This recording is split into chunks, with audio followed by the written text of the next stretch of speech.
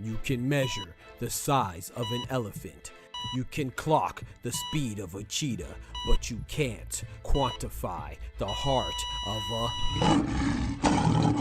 kings, queens, and in-betweens. Welcome to Dr. Boxing Talk. Stream starts now. The champ is here! The champ is here! The champ is here! The champ is here! The champ is here! The champ is here! The champ is here! The champ is here! If I tell you I'm good, probably you will say I'm boasting. But if I tell you I'm no good, you know I'm lying.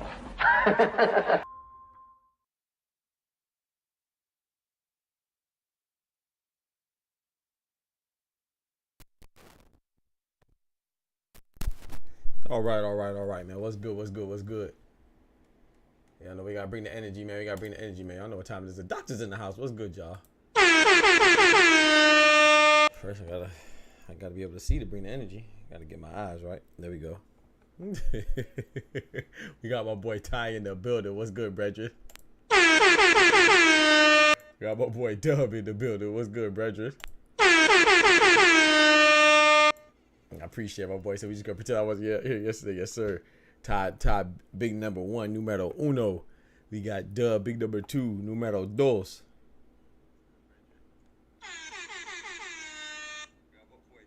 I appreciate y'all, man. Whatever time y'all show up is on time. You feel me? But yeah, you know we always gotta start off with a prayer, man. So please bow your heads. It's a quick prayer, Lord. Dear Heavenly Father, thank you, Lord, for letting us get through this day, Lord, and you know, hopefully we didn't let anything that transpired throughout our day, from the time we woke up to the time that we handled our business, went to work, came back, and hopefully we got over everything that was bothering us, Lord. And if something bothered us at work, leave it at work. Bothered us at school, leave it at school. And even if we woke up on the wrong side of the bed, Lord, please let's get in on the right side of the bed, Lord, and rest our head and not let anything weigh us down too much or destroy our attitude or our positive attitude or our ability to look on to be optimistic, Lord, because believing in you is optimism. Having faith in you, no matter what we go through, gives us the strength to be optimistic, and we know that with you all things are possible, and not only possible, but all things great are inevitable. So as long as we believe and have faith in you and give you the praise and the glory that you deserve, then we know that we have the faith that everything will be all right. Everything will be great. So please, Lord, bless us with smiles, happiness, joy, peace, and love. In Jesus' name, amen. Amen. Let's get right to it, man. So we got some things to talk about, man, today. I want to start off with let's just get right to it. You know what I'm saying? I was gonna start off with the other topics, but let's just get right to it, man. Those of you that have seen the videos, I don't know if you've been paying attention, if you've seen the video or been paying attention to other boxing news outlets where you receive your news from. You know, it's been seen that Devin Haney is making a comeback, man. Devin Haney is making a potential comeback. Not a potential comeback. He's making a comeback. It's potentially this year, maybe in November or December. I think that's a dope thing, man. You know, he takes some time to get his mind right, get his head together, get in the proper headspace. You know, go back to the drawing board. You know, handle the situations he had to handle, and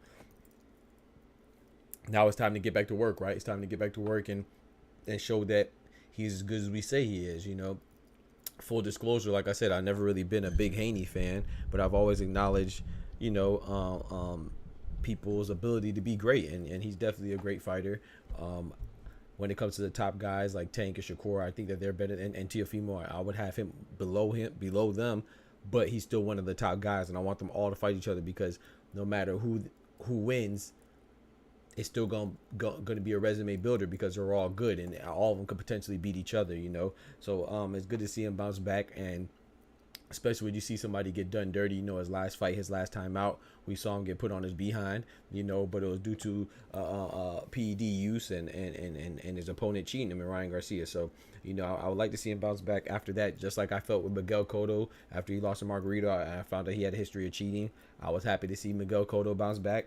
I was happy to see Sugar Shane whip Margaritos behind, and you know, same thing here, man. You know, so anytime somebody does you dirty. I'm always rooting for the person to be done dirty. Does that mean that I wouldn't like to see Ryan Garcia return to form? I mean, I'm okay with that or whatever. I don't really have any feelings for Ryan Garcia like that. I'm not really emotional like that, but as a person, he seems like a scumbag. So not just because he cheated, but everything that transpired after cheating and in the throughout the duration and still going on presently, you know what I'm saying? I think he's very, very childish. So shout out to Devin Haney. Hopefully Devin Haney can bounce back and do good, you know. And like I said, I still don't while I think he's a good fighter, I'm not sure if he's able to, you know. But if he's great as he claims he is, you know, and a lot of people believe he is, and I think he definitely shows some form of greatness, being the youngest undisputed champion in the 4-belt era. I think he can bounce back, and I think he will bounce back.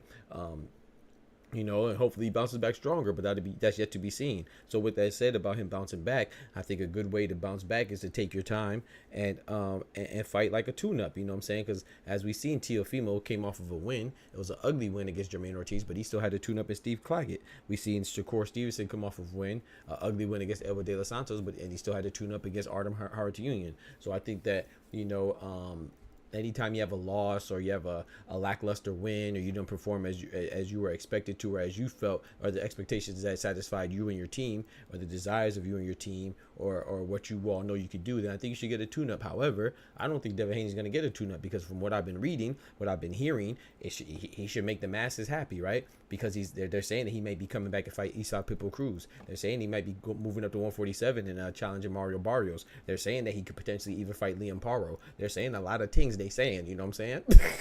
So my point is that if he fights one of those guys, it should be all good, right? In theory, right? He should be proving himself. Everybody should be happy with if he's fighting Isaac Pitbull Cruz. Oh well, he just came off a loss. It doesn't matter. He came off a loss in a controversial close fight, and he was a champion. So if Devin Haney fights Pitbull Cruz, that's a great fight, especially considering the circumstances, right? So if Devin Haney beats Pitbull Cruz, which I think that's a very tough fight, if Pitbull wins, he should get credit. Because we know what Devin Haney is with his accolades and all that stuff. But if Devin Haney beats Isaac Pitbull Cruz, he should also get credit, right? But people say, oh, wait, no, Isaac Cruz, he's small, or he just lost. He's not as good as we thought he was. He's one-dimensional. Meanwhile, Naya Inoue is fighting TJ Doheny. So we got to keep the same energy. Meanwhile, Teofimo just got credit for beating Steve Claggett. So we got to stop it, man. I've been hearing people say that him fighting Pitbull is somehow a gimme fight, somehow a weak fight. I don't know what planet they live on. Like, you can't be blinded by your hate that much, bro. Like, Devin Haney versus Pitbull is a great fight, especially considering the circumstances. It was always a great fight, especially if it was to unify. You know, he just happened to lose a close fight against Rayo. Devin Haney versus Liam Paro was an absolutely monster of a fight, which I don't think he should take as a bounce back. I think that's a terrible fight to bounce back from. And then Mario Barrios, considering the circumstances, I think stylistically Devin Haney could beat Barrios, but I think that's another terrible fight considering the circumstances that he's coming off of not a loss, but a beatdown. Still, it wasn't a loss; it was just a beatdown. That looked like a loss.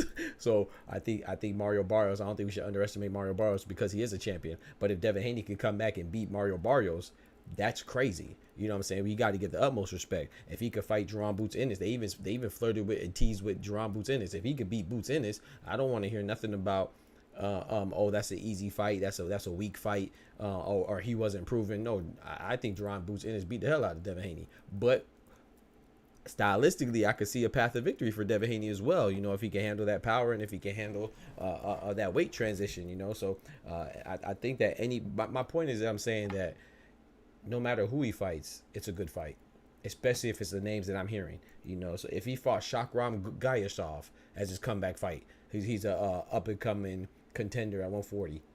That's a good fight. 147, excuse me. That's a good fight. So I think people just like to talk crazy about fighters, and I don't know, man. Like if he's not your favorite, if he or she's not your favorite fighter, you think that they're trash, and I think that's terrible. Dark Man X, you know what it is, JD, man, what's good? JD Spades is lurking. Yes, sir, man. Rest in peace, Dark Man X, man, aka DMX, aka Mr. Earl Simmons, man. Rest in peace. Just got off work. My boy Oscar Perez in the building. You ain't missed nothing. You missed a prayer. You know what I'm saying? Well, you did miss something. You missed a prayer, and you know. But as far as boxing content goes, you didn't. We just started. We just fired up. LS2 in the building.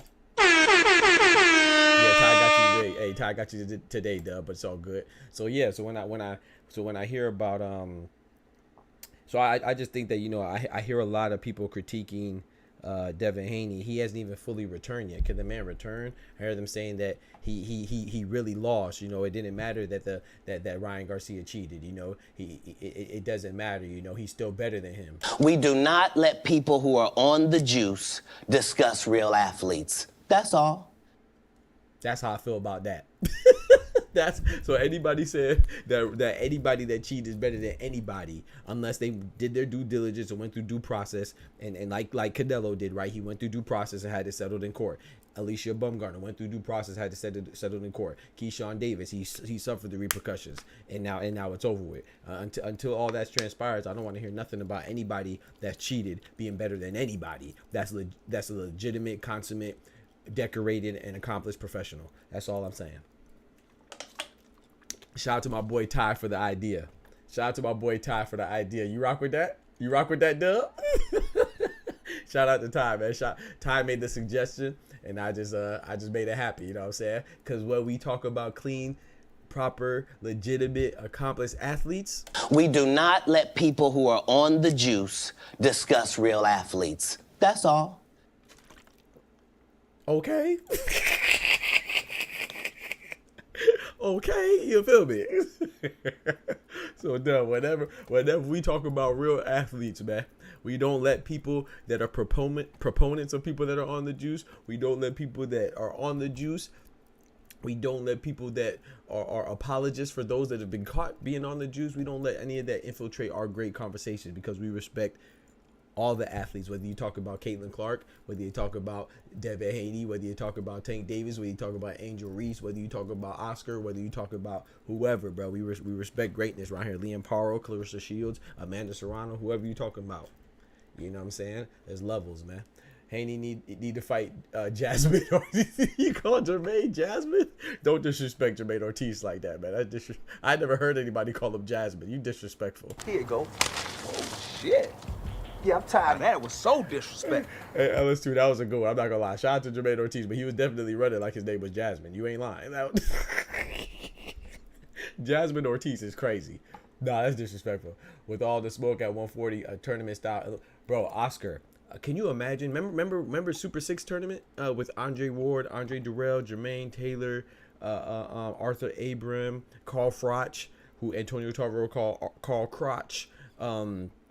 Alan Green, I think he was a replacement, right? And then Mikkel Kessler, the great Dane Kessler, bro, that was awesome. Can you imagine them doing a similar tournament for the 140-pound division, or even the 135? I guess 135 not really necessary, but 140. Oh man, can you imagine a tournament with Devin Haney, Teofimo, Jack Catterall, Liam Paro?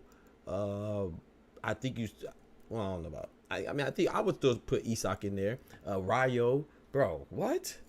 Come on now. For super lightweight supremacy? Come on, man. That'd be, hey. I know I didn't name everybody. You know, Josh Taylor you could throw in there. Jose Carlos Ramirez you could throw in there. Arnold Barbosa Jr., who I think is, I think he's significantly overrated. But you could put him in there. Oh man. My boy Borzoy in the building. You know what's crazy, LS2? I think Oscar Duarte and Haney would be a good match for a comeback. Not saying that I think Haney wins, but I like that. That's a good one. You've been throwing around Duarte. I don't know what you and Duarte got going on, but you've been advocating for Duarte a lot, and this might be the best one that you done said. I believe Haney versus Oscar Duarte on a comeback fight, and you know that's a good fight. I like that. I definitely like Haney versus Pitbull. I definitely like that. Hell, I like Pitbull versus Duarte too, because I think Duarte's a good fighter. I just think he's like, you know, like a contender, fringe contender type stuff. Not quite championship level, but contender. I like that fight. Coming back to fight the weakest, boxing is rigged. Instead of Puello or a challenge, facing Ryan over Subra was how he got humiliated, but he still hasn't learned. Zahar Abdullah versus Abdullah versus Isak is good, but I don't think that's who's the weakest. Who are you calling the weakest, Borzo? I'm interested. But I don't think Ryan. If you're talking about Devin Haney was never gonna fight Subra. Remember, he his mandatory was Sandor Martin. Or you're just saying that he picked he picked Ryan over Subriel Matias. Yeah, I wish he would have fought Subriel Matias, especially in hindsight, right? I bet you he probably wished he would have fought Sandor Martin, but Sandor Martin was his mandatory. He could have fought Subriel Matias, but Subriel Matias was in talks to fight Teofimo. So I'm not gonna say anybody was. I think people that were saying that anybody was avoiding Subriel is kind of exaggerating a bit. I'm not sure anybody was avoiding Subriel like that, to be honest. But I do think that, yeah, I like Subriel. Subriel could be in the tournament too. So could Gary Antoine Russell. I need to hear it. My guy Dub came through as always, dropping that bread, that cheese, that butter. These biscuits.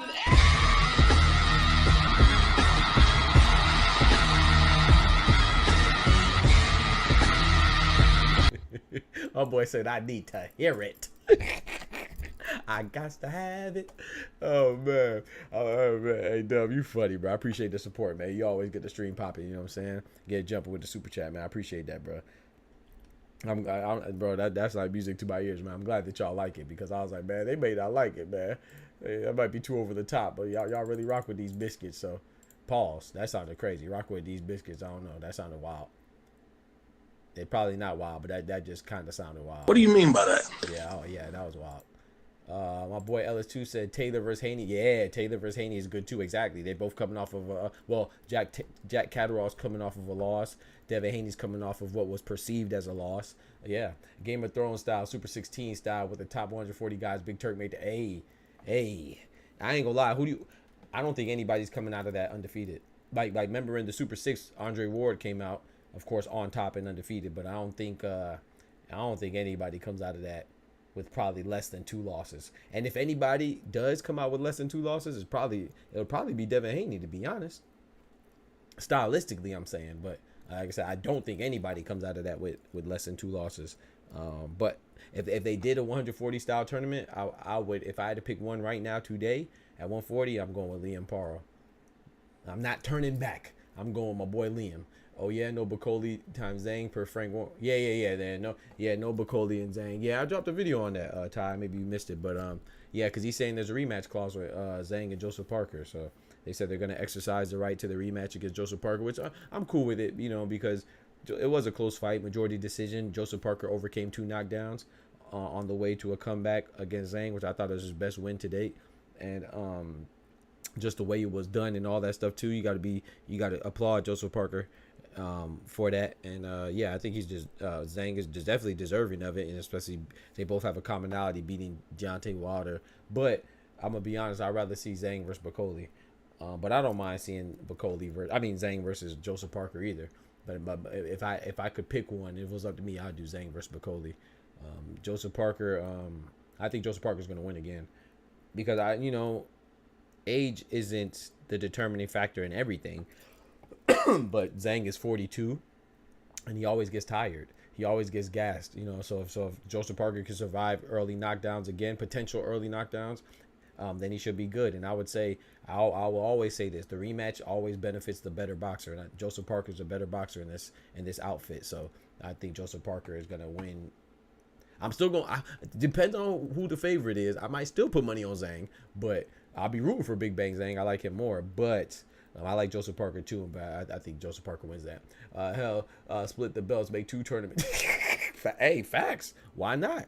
Hey, and then make 2 tournaments, Oscar, because there's so much competition in 140. Make 2 tournaments, 2 belts apiece, and then the winner of each side unifies. I like that. Yeah. I like that. That's a fire idea. Fire. I like that idea, Oscar, for sure. That's a fantastic idea, man. So let's say, hypothetically speaking, who do you think wins, Oscar? You heard my pick. I got Liam Paro. Who you got, Ty? Who you got, Dub? He said Bacoli 3 biscuits time. I need that. He said Bacoli 3. Got the biscuits, Bacoli. You feel me? Bacoli, yo. Hey, yo. Yo, that's a pause. I said Bacoli got them biscuits. That sounds crazy. What? Yeah, that's wild. But yeah, man, I just think I think if they did do a 140-pound division tournament, man, there's just too many hitters, bro. You got Gary Antoine Russell could be in there. Subriel Matias could be in there. That man, 140 is definitely a deep division. Pitbull versus Duarte, I like that. Right over. I don't think Teofimo wants that pressure, man. I don't think Teofimo wants that pressure with Ryo, man. I would like to see that fight though. I don't think Teofimo wants that smoke with Ryo. And you can see even when they asked him about Ryo, he never addresses it like, oh yeah, I'll fight him. I'm ready to. No, he just like kind of gets upset. It makes it seem like Ryo doesn't deserve it. He's a champion right now. Paro, no Diddy. Hey, yo. Oh, man. He said, oh, yeah, no Bacoli. Yeah, I read that already. Final four, Devin, Tio, Liam, and Jack. Ooh, I like that. That's a hell of a prediction. My boy said Devin Haney, Teofimo, Liam Paro, and Jack Catterall. Ooh, that's a strong four right there. These are the guys that have the style to match everyone else in the field. I agree. I don't know. I like that. If we pick a top four, I would go with Liam Paro. I got to give Devin Haney up there out of respect. Got to put Teofimo out of respect. But I would take off Jack Catterall, and I'm gonna go for the fences and say Gary Antoine Russell in there instead of Jack Catterall. But yeah, I like that. I'm 75% with you. 3 out of 4. I'm gonna stay with Teo for what I've seen. I'm not mad at that. I'm gonna be honest, Oscar. I think Teofimo is the best option because I think he's the number one. If you're gonna pick anybody to be number one right now, I would say Teofimo is the only appropriate choice, right? Because he's done the most, you know. But me, stylistically, and who I like, I'm going with Liam Paro. Brother, your channel is the best. You mentioned man, I appreciate you. I appreciate you, LS2. Thank you for that, bro. Yeah, I try to get to everybody's comments, man. I appreciate y'all joining me, man. I love having the boxing discussion, man. It's really an honor and a pleasure to have y'all rock with me and spend your time with me, you know what I'm saying? And the support, I appreciate it, man. But yeah, I definitely try to get to everybody's comment, man. Your comment's important, you know. My voice is important. Your voice is important. You know, that's what we do. That's how we make a good community, and we listen to each other, man. And even if we have differences, you know, that's what I know. I'm gonna go on a tangent right here. Thank LS2, blame LS2. But that's what happens when everybody has differences. There's nothing wrong with having differences. We're individual people, and then even if we are groups, we're different groups of people. We come from different places, different cultures, different backgrounds, different political affiliations, different religions. So we can not like somebody because of their complexion or their hair texture or where they're from or this side of the border or that side of the fence. But if no one talks, no one has a dialogue, then how can you come to any type of peace or any type of treaty or any type of understanding? So we're supposed to talk, man. I could like Teofimo and you could like Jack Catterall. I know this is just sports, but what does sports do? Sports, if you go and look at history, people can say, oh, it's just sports talk. Well, it's kind of bigger than that. It's a bond. It's a fellowship. You know what I'm saying? Bonded with your brethren and your sister and through all your differences, right? Dub said, and whether he was joking or not, I took it to heart and I took it as a significant compliment. He told me that I'm his only liberal friend. That's dope. You see what I'm saying? And how did that happen? It was facilitated through sports talk. Look at world wars. Wars were settled and even paused for Olympics and international competition in sports, right?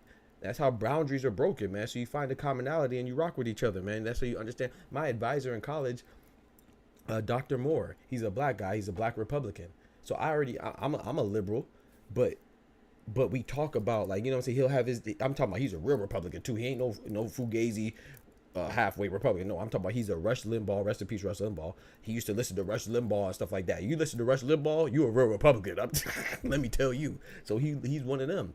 But he would say how he felt. We would have debates like every morning. So I knew I had to be on my toes. So I'm a Democrat, but I watched MSNBC. I didn't just watch that. I watched CNN. I didn't just watch that. I also watched Fox, because while I might not agree with the majority of things that the people at Fox say, I also don't agree with everything that they say at MSNBC either. But the majority of my ideas align with the left, so I consider myself a leftist, you know, or a liberal. But that don't mean I'm not a puppet.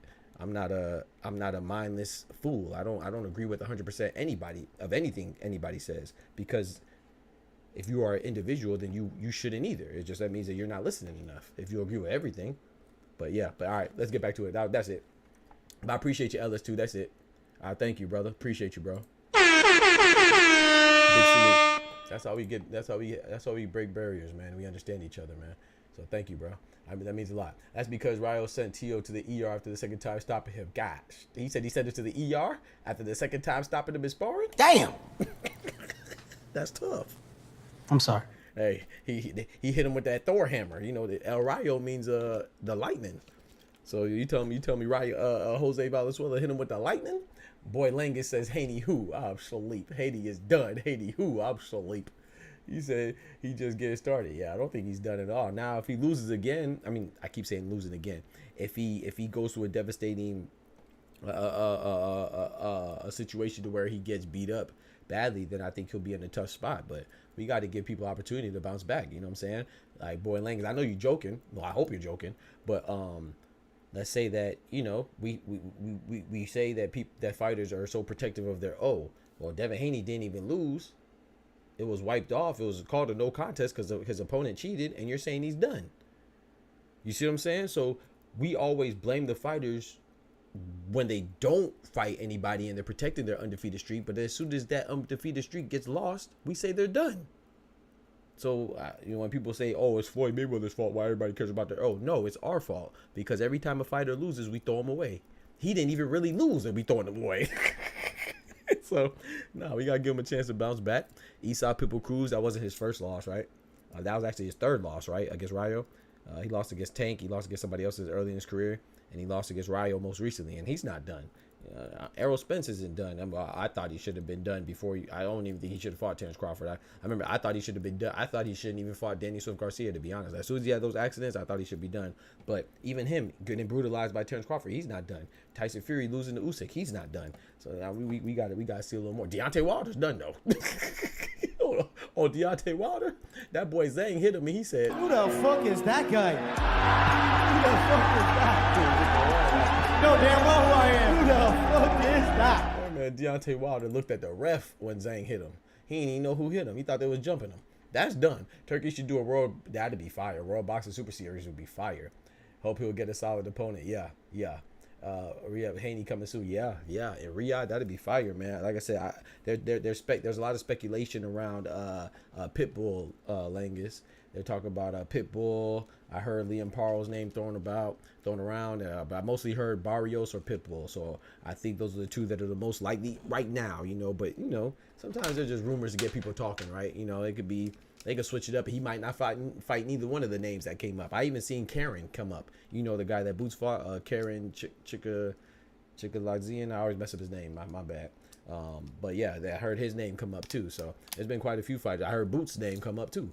So there's quite a few fighters that's been circulating as far as Devin Haney's next potential opponent. But we'll see how it goes, man. They might pull it out of left field. We never know. We'll see how mentally tough Haney is. That's a fact. If he could bounce back emotionally, yeah, I agree. That's the biggest. I tell people all the time, man. That's the biggest. That's his biggest hurdle right there. Is his mental, right? Because whether or not he won or lost, you know, he did get the no contest, but that the imagery is in our head. So imagine what it is in his head. It's in his head, his spirit, his toes, his his dreams, his nightmares. You know, so those are some demons that he has to conquer. But hey, man, pressure busts either pressure busts pipes or it makes diamonds, right? So we'll see, man. He gonna be a bust pipe or he gonna be a shining diamond?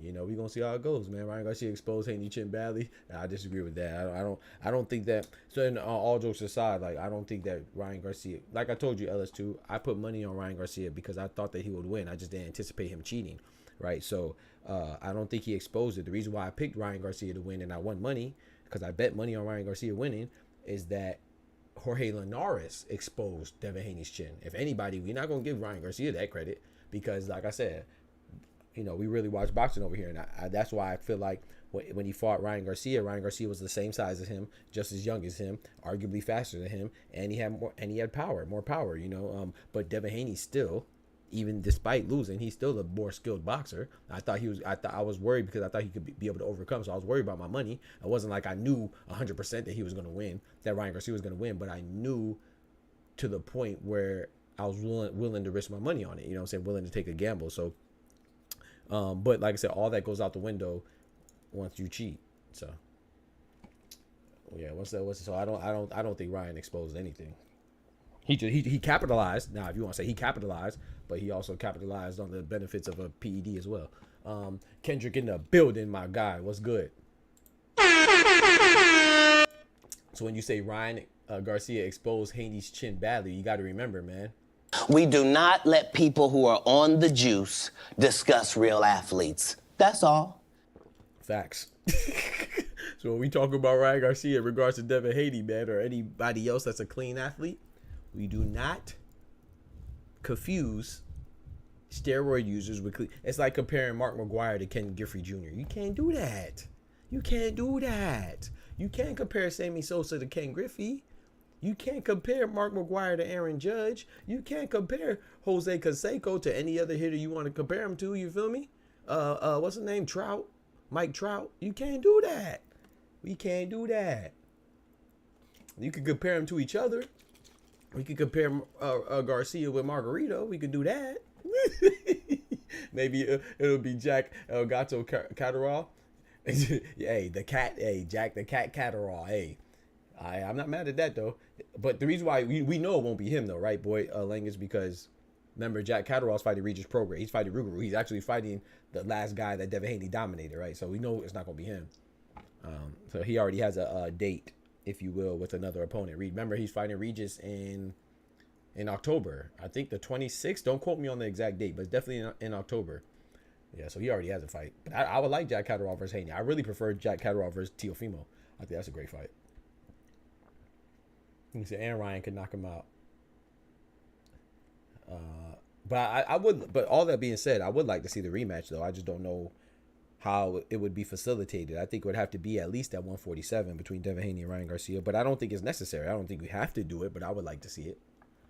And that's why I always respect Miguel Cotto, man. Miguel Cotto, I think he's one of the best fighters, you know what I'm saying, period. And I like the way when he found out Margarito was cheating, he was like, nah, I need to run that back, man. I need to prove to myself that, hey, man, this guy couldn't beat me just because he was cheating. And he did that, and shout out to Miguel Cotto, man. He'll always be one of the most respected fighters, in my opinion. Because he had the energy that I feel like I would have. If I found out you cheat me, oh, nah. First of all, I probably would have ran down on you. I ain't gonna lie. So... And then I would have tried to get it back in the ring as well. But yeah, but shout out to Miguel Cotto though. That's a real one right there.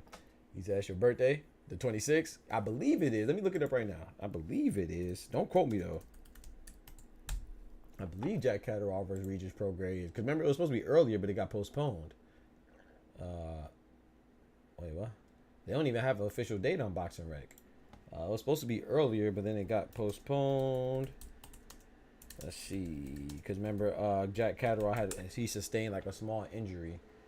Yeah, I was right, bro. Hey, Ty, I do this, bro. I'm just good, bro. I'm too good, bro. I said it's Saturday, October 26th. Come on, bro. Me blood clot. Come on, bro. I'm too good, bro. I'm too good, bro. That's why y'all rock with me, man. Thank y'all. Is light welter to welter too big and too early for Haney? So we talking about 140. I mean, he is at light welterweight right now. So light welterweight is 140. So that's what he's at right now, Langus. Welterweight 147. I don't think it's too big because we got to remember Devin Haney's a big guy. So he's already big. So I think 147 is definitely feasible. The only question I have is that if you're getting rocked, you know, by a guy like Jorge Linares, if you're getting stung and popped by a guy like Lomachenko, and of course we see what happened with Ryan Garcia. I personally believe that I have a hard time believing that you could handle the average guy at 147's power. But if he doesn't get hit, then it doesn't matter. But when he gets hit, that's what I'm worried about. So I have no doubt that he could handle it from his ability as far as his physique goes to make the weight and be comfortable there. But as you move up, the stronger and more pop these guys are going to have. So that's what worries me. But yeah, I think you can make it 147. I don't think it's too early or too big. I think junior middleweight 154 is too big, in my opinion. In a rematch at 140, Rayo versus De Los Santos, who you got? I'm not going to lie to you, man. This might be a little biased. I know I always well, let me say not by preferential, because I don't have a good reason, but I'll be rooting for Rayo, and I got Rayo because Edward De Los Santos, like I said, even though he beat Rayo, they exchanged knockdowns. I think De Los Santos got dropped once, Rayo got dropped 2 or 3 times or twice before he got stopped. I'll be rooting for Rayo because I know a lot of people blame Shakur for that fight, which I blame Shakur too, but I don't omit or neglect De Los Santos' part in that terrible fight. Like people, even with Teofimo, right? We blame Teofimo because we have the expectations on Teofimo. Teofimo is a self-proclaimed takeover. He's the one that has the potential pound for pound ability, right? Same with Shakur. So that's why we put more of the onus and more of the blame on Shakur and Teofimo because they're the stars. So rightfully so, they deserve the majority of the blame. However, I don't think Jermaine Ortiz gets away unscathed. I don't think Edward De Los Santos gets away unscathed. They made that fight terrible too. They're a part of that outfit. They're a part of that equation. So I wouldn't mind if I don't see Edward De Los Santos or Jermaine Ortiz again. Those fights were trash.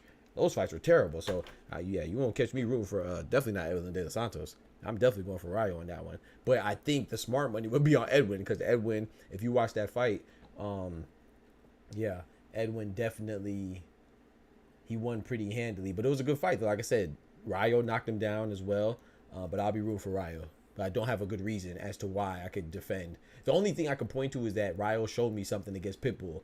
I didn't think he was going to be able to outbox him because I said that he would have to win. In order for him to beat Pitbull, he would have to outbox him and execute the game plan that he did on fight night. I just didn't think he was capable of doing it. So with that being said, maybe he could also implement a game plan to not brawl with Edwin De Los Santos as much. And then, yeah, you can outpoint him.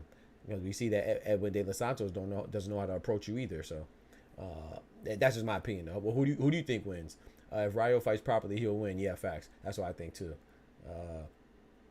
Doc, did Ryan return his winnings? Nah. You mean like from when I bet? Nah, they didn't ask for it back. Nah. Oh, wait. So you saying did Ryan Garcia return his purse? Yeah, they did penalize him for some of his purse. He didn't have to forfeit all of it. Remember, he had to forfeit some of his purse to Golden Boy. Remember, and then he had to pay a fine to the New York State Athletic Commission. I believe it was in the range of 10,000, something like that. It was something small relative to how much money they make. But nah, he didn't have to forfeit all of his purse. When you said winnings, I thought you were talking about so like if you bet on Ryan Garcia, you don't have to. At least I didn't. I bet through Hard Rock Cafe, and because that's the only place you could bet legally in Florida. You have to bet through Hard Rock, and nah, they didn't ask for the money back. I don't think too many betting like casinos and stuff would ask for the money back. I think it's like within like a day or two, they give them like a grace period to change the results. But remember Ryan Garcia, that didn't get changed to a no contest till months later, right? So nah, I think that passes the statute of limitations, if you will. So nah, you don't have to return no money. Smoochie in the building. What it do, Smoochie? But if you're talking about did he get fined as a part of his punishment, yes. So as part of his suspension, he had to serve a year off, get suspended from boxing for a year. Then he had to forfeit some of his purse back to his promotional company, which is Golden Boy, and then he also had to pay a fine to the New York State Athletic Commission, and then something else. He has to adhere to tests and provide clean tests throughout the duration of his suspension. I believe that the tests are spontaneous too, like spontaneous and sporadic. I don't think that they're like a set date, but knowing, it's boxing, so I'm sure that he probably knows when they're gonna pop up on him. His money he won from Vegas, he returned his wager winnings to avoid legal trouble. I had to forfeit his guaranteed purse. Yeah, so his money he won from Vegas. Oh, I don't know about that. I don't know about that one.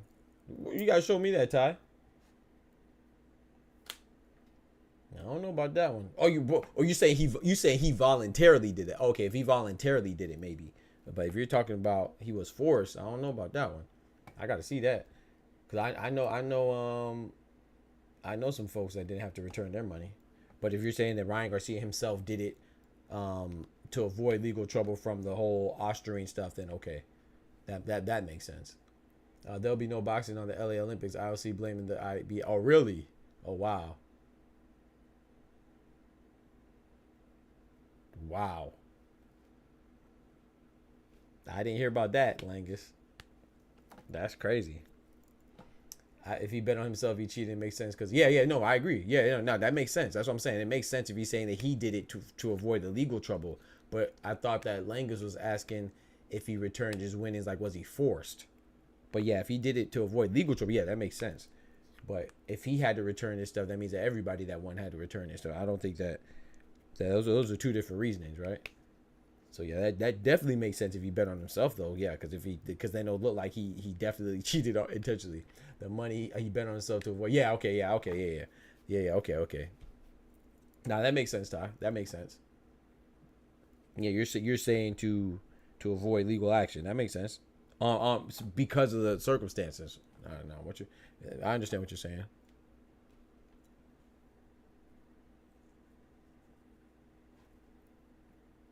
There'll be no boxing in the LA Olympics in 2025, good Lord willing. I mean 2025.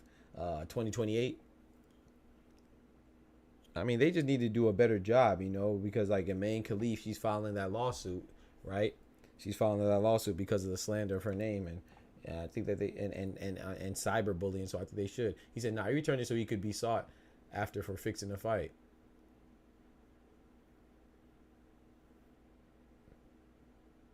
Nah, see that doesn't make that doesn't make. You got to explain that to me, Ty, because there's nothing illegal about betting on yourself. So now, if he would have lost, then I understand. If he would have bet on himself losing, then that's different. But there's nothing illegal about betting on yourself.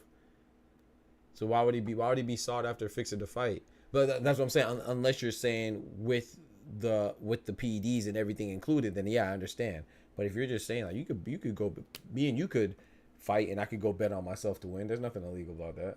But like I said, if you're saying due to the fact that he was also cheating, then okay, then I understand what you're saying.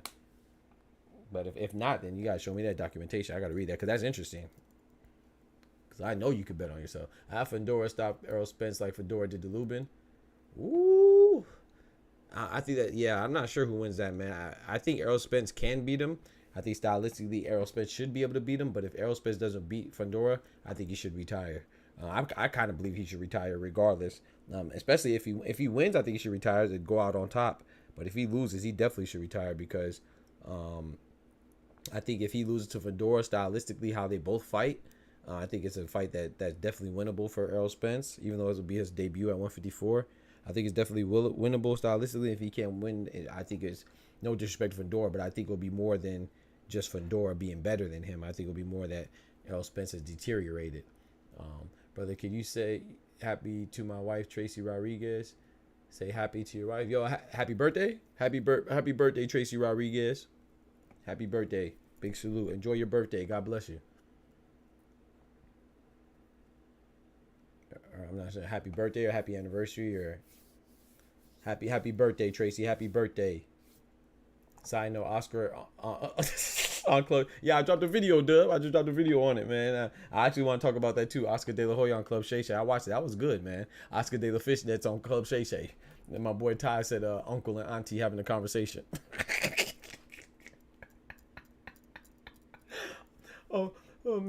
Big Unc and Big Auntie. That's crazy, bro. That's bad Ty rude, bro. But yeah, I thought that was a great episode, man. Shout out to Oscar. I thought it was good. I thought Shannon Sharp should have pressed him a little bit more on the Ryan Garcia questions that he had for Oscar De La Hoya. I think he let Oscar off easy. But I rocked with how Oscar pointed out that Dana White slapped his wife. I like that. You know what I'm saying? Shout out to Oscar for that because I felt like Shannon Sharp should have pressed Dana on that as well. You know, he let him go out, get off easy. I was really disappointed on Shannon Sharp with that. But hey, it's his show. You know what I'm saying? And so you can bet on himself, but it can be proven you fix the competition that could lead to legal action or jail time. Yeah, it can, yeah. Yeah, it definitely can, especially with the stuff surrounding the case. So I think that he probably returned it because of everything that transpired with him testing positive. But I don't think it was just because he bet on himself to win. You know, if he was clean, then I don't think he would have returned to winning. That's what I was saying. But yeah, no, you're right. Yeah, because of the things that transpired, you know, and the things around it, like him put in outside influences, then yeah, it looks like he's fixing it because he went so far as to cheat. But if it was just straight up, I don't think he wouldn't have to return it. He would have been straight. So I understand what you're saying. Okay, Auntie Uncle is crazy, bro. Yes, he said so.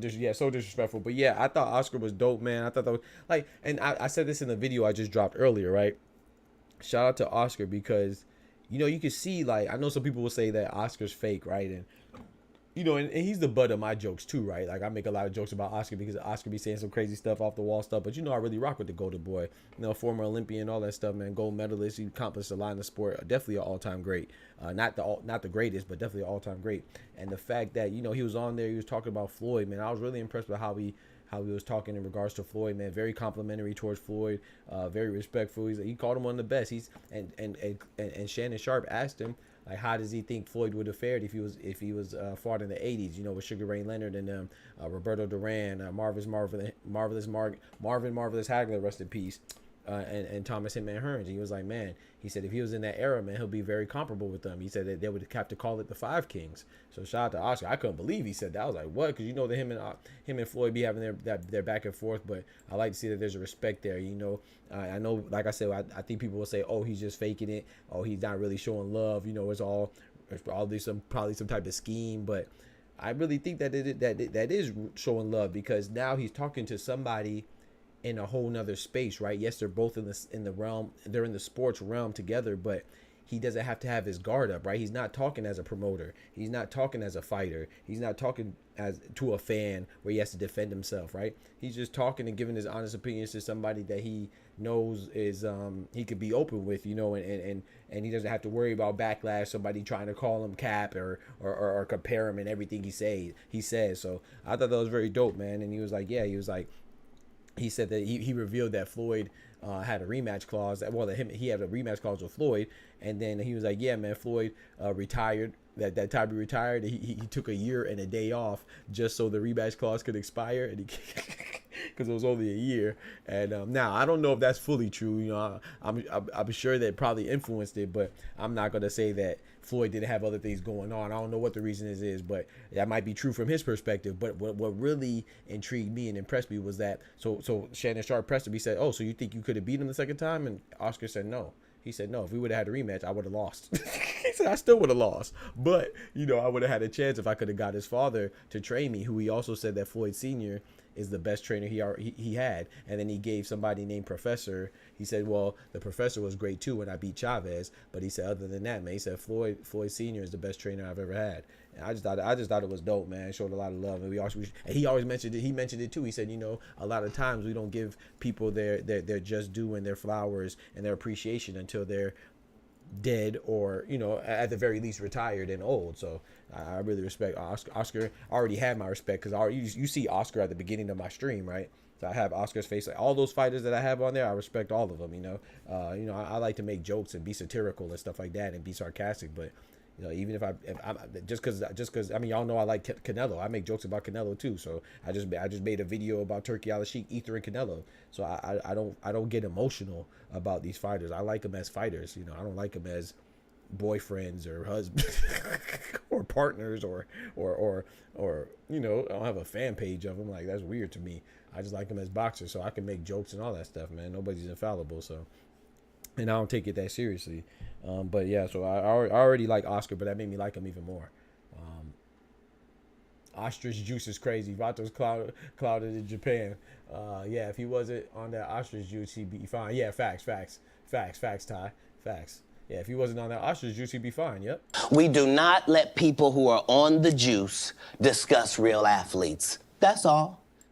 That's a fact. Not gonna lie, Hitman might have put Floyd to sleep.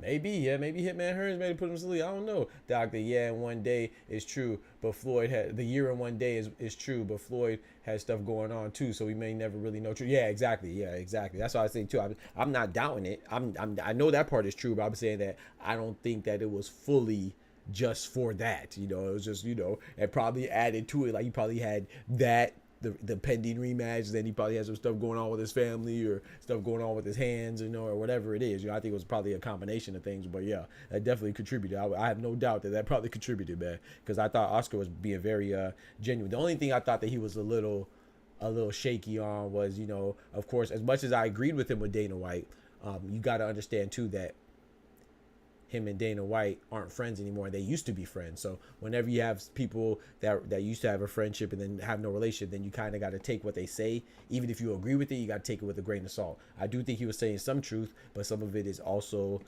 some based off of bias because he doesn't like the person. Like same with Canelo, but once again, even with Canelo, he was very gracious with Canelo. He said Canelo's a top 10 Mexican fighter of all time. Who has been saying this, chat? Your boy. I've been saying that, bro. I've been saying, bro, if Canelo doesn't fight another fight in his life, he's an all-time great, bro. He's gonna be he's gonna be considered one of the GOATs, bro. I'm telling you, especially if you Mexican. I'm telling you, bro. Watch. I'm not saying he's number one. I'm not saying he's number two, you know, but he's definitely going up there, man. But yeah, he definitely he was giving Canelo his compliments, but he also threw some shade at Canelo as well. But he gave him his flowers. He also you know, he gave B-Hop Floyd. He also opened up about hey, he said that he got set up, man. He said the fishnets, bro. He said the stockings and the lingerie that he was in, man. He was set up, man. You know, I believe my boy, man. They set my boy up, man. Yeah, he said, man. He said, I don't know how them stockings got on me. Bullshit! Bullshit! Bullshit, bullshit, bullshit, bullshit! He said, I don't know how them stockings got on me. He said, I don't even know how I fit in them panties. And then, bro, what had me crying was what he said. When he said, man, I was on drugs, man. He said, they set me up, man. They brought in a briefcase. And then Shannon Sharp said, what, panties? he said, man, drugs, panties. He said, man, I don't even remember. I just remember seeing the suitcase. And next thing you know, I see photos of me online. And Oscar gonna have the audacity to say, he gonna ask him, he said, bro, have you ever done it before? He said, oh, no. Shannon Sharp said, oh, no, never. He said, I don't want none of that have me in pantyhose. He said, I don't even wear socks. I definitely can't get no lingerie. Bro, oh my gosh, bro, I was crying, bro. I said, bro, yeah, Oscar don't know no better, man. God bless him. God bless him, man. You gonna ask him, talking about, you ever did drugs? I don't want that drug. I don't even want to say that drug that got you out there with your panty line showing. Yo, you got Ramos versus Boachuk. That's a good fight. That's a good fight. I don't know who wins that. Who's your top 5 GOATs? Ooh, that's tough. Either way, Dana a bit. Facts. You say either way, Dana's a bitch. Facts. Yeah. I don't rock with Dana White at all. And we ain't letting Oscar Valdez slide out there too with the flat tubby T. Talk to him. Yeah. But like I said, I know things happen though. I don't mind. Like if you accidentally cheat, it's fine. I you know, sometimes, I mean, it's not fine, but you know, because negligence is not an excuse. But things happen, man, and you get over it. But the way that was handled, that was the way the Devin Haney and Ryan Garcia situation was handled from the fans' point of view alone. Forget, not even to mention how Ryan Garcia handled it, bro. It was bad, bro. No accountability, man, to this day. Okay, so my top 5 all drugs Tyson took, never saw it in fishnet. trying to offer on some coke. He definitely did. Trying to get him on that booger sugar. Langus said, what's my top 5 GOATs? Oh, why'd you delete it, bro? I was about to tell you, Langus. My top 5 GOATs is tough. But I'm gonna just say 5 people in no particular order. I'm going with rest in peace Ali. I'm going with Floyd. I'm going with Manny Pacquiao. I'd probably go the 2 Sugars, man, Sugar Ray Leonard and Sugar Ray Robinson. But then again, you know, you could also include Rocky Marciano. I wouldn't be mad if someone included Julio Canelo, but you could definitely include Julio Cesar Chavez. You could definitely include there's some other people up for consideration, right? So, but me personally, my 5 would probably be Floyd, Ali, Pacquiao,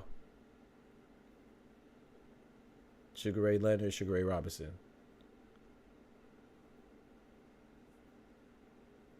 You know, that's before my time, though, man. So he said, Beterbiev versus Bivol, Benavidez versus Morel, winners fight each other.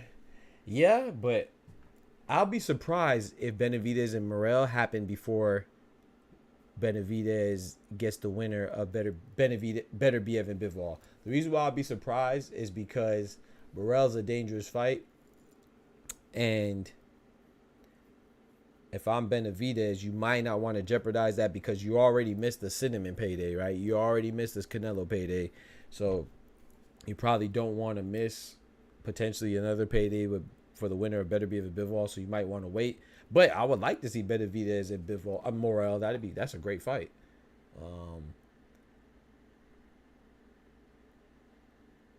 This man said Julio Cesar Chavez. He beat 100 taxi drive. Nah, you disrespectful. Here you go. Oh, shit. Yeah, I'm tired of that. It was so disrespectful. This man disrespectful, bro.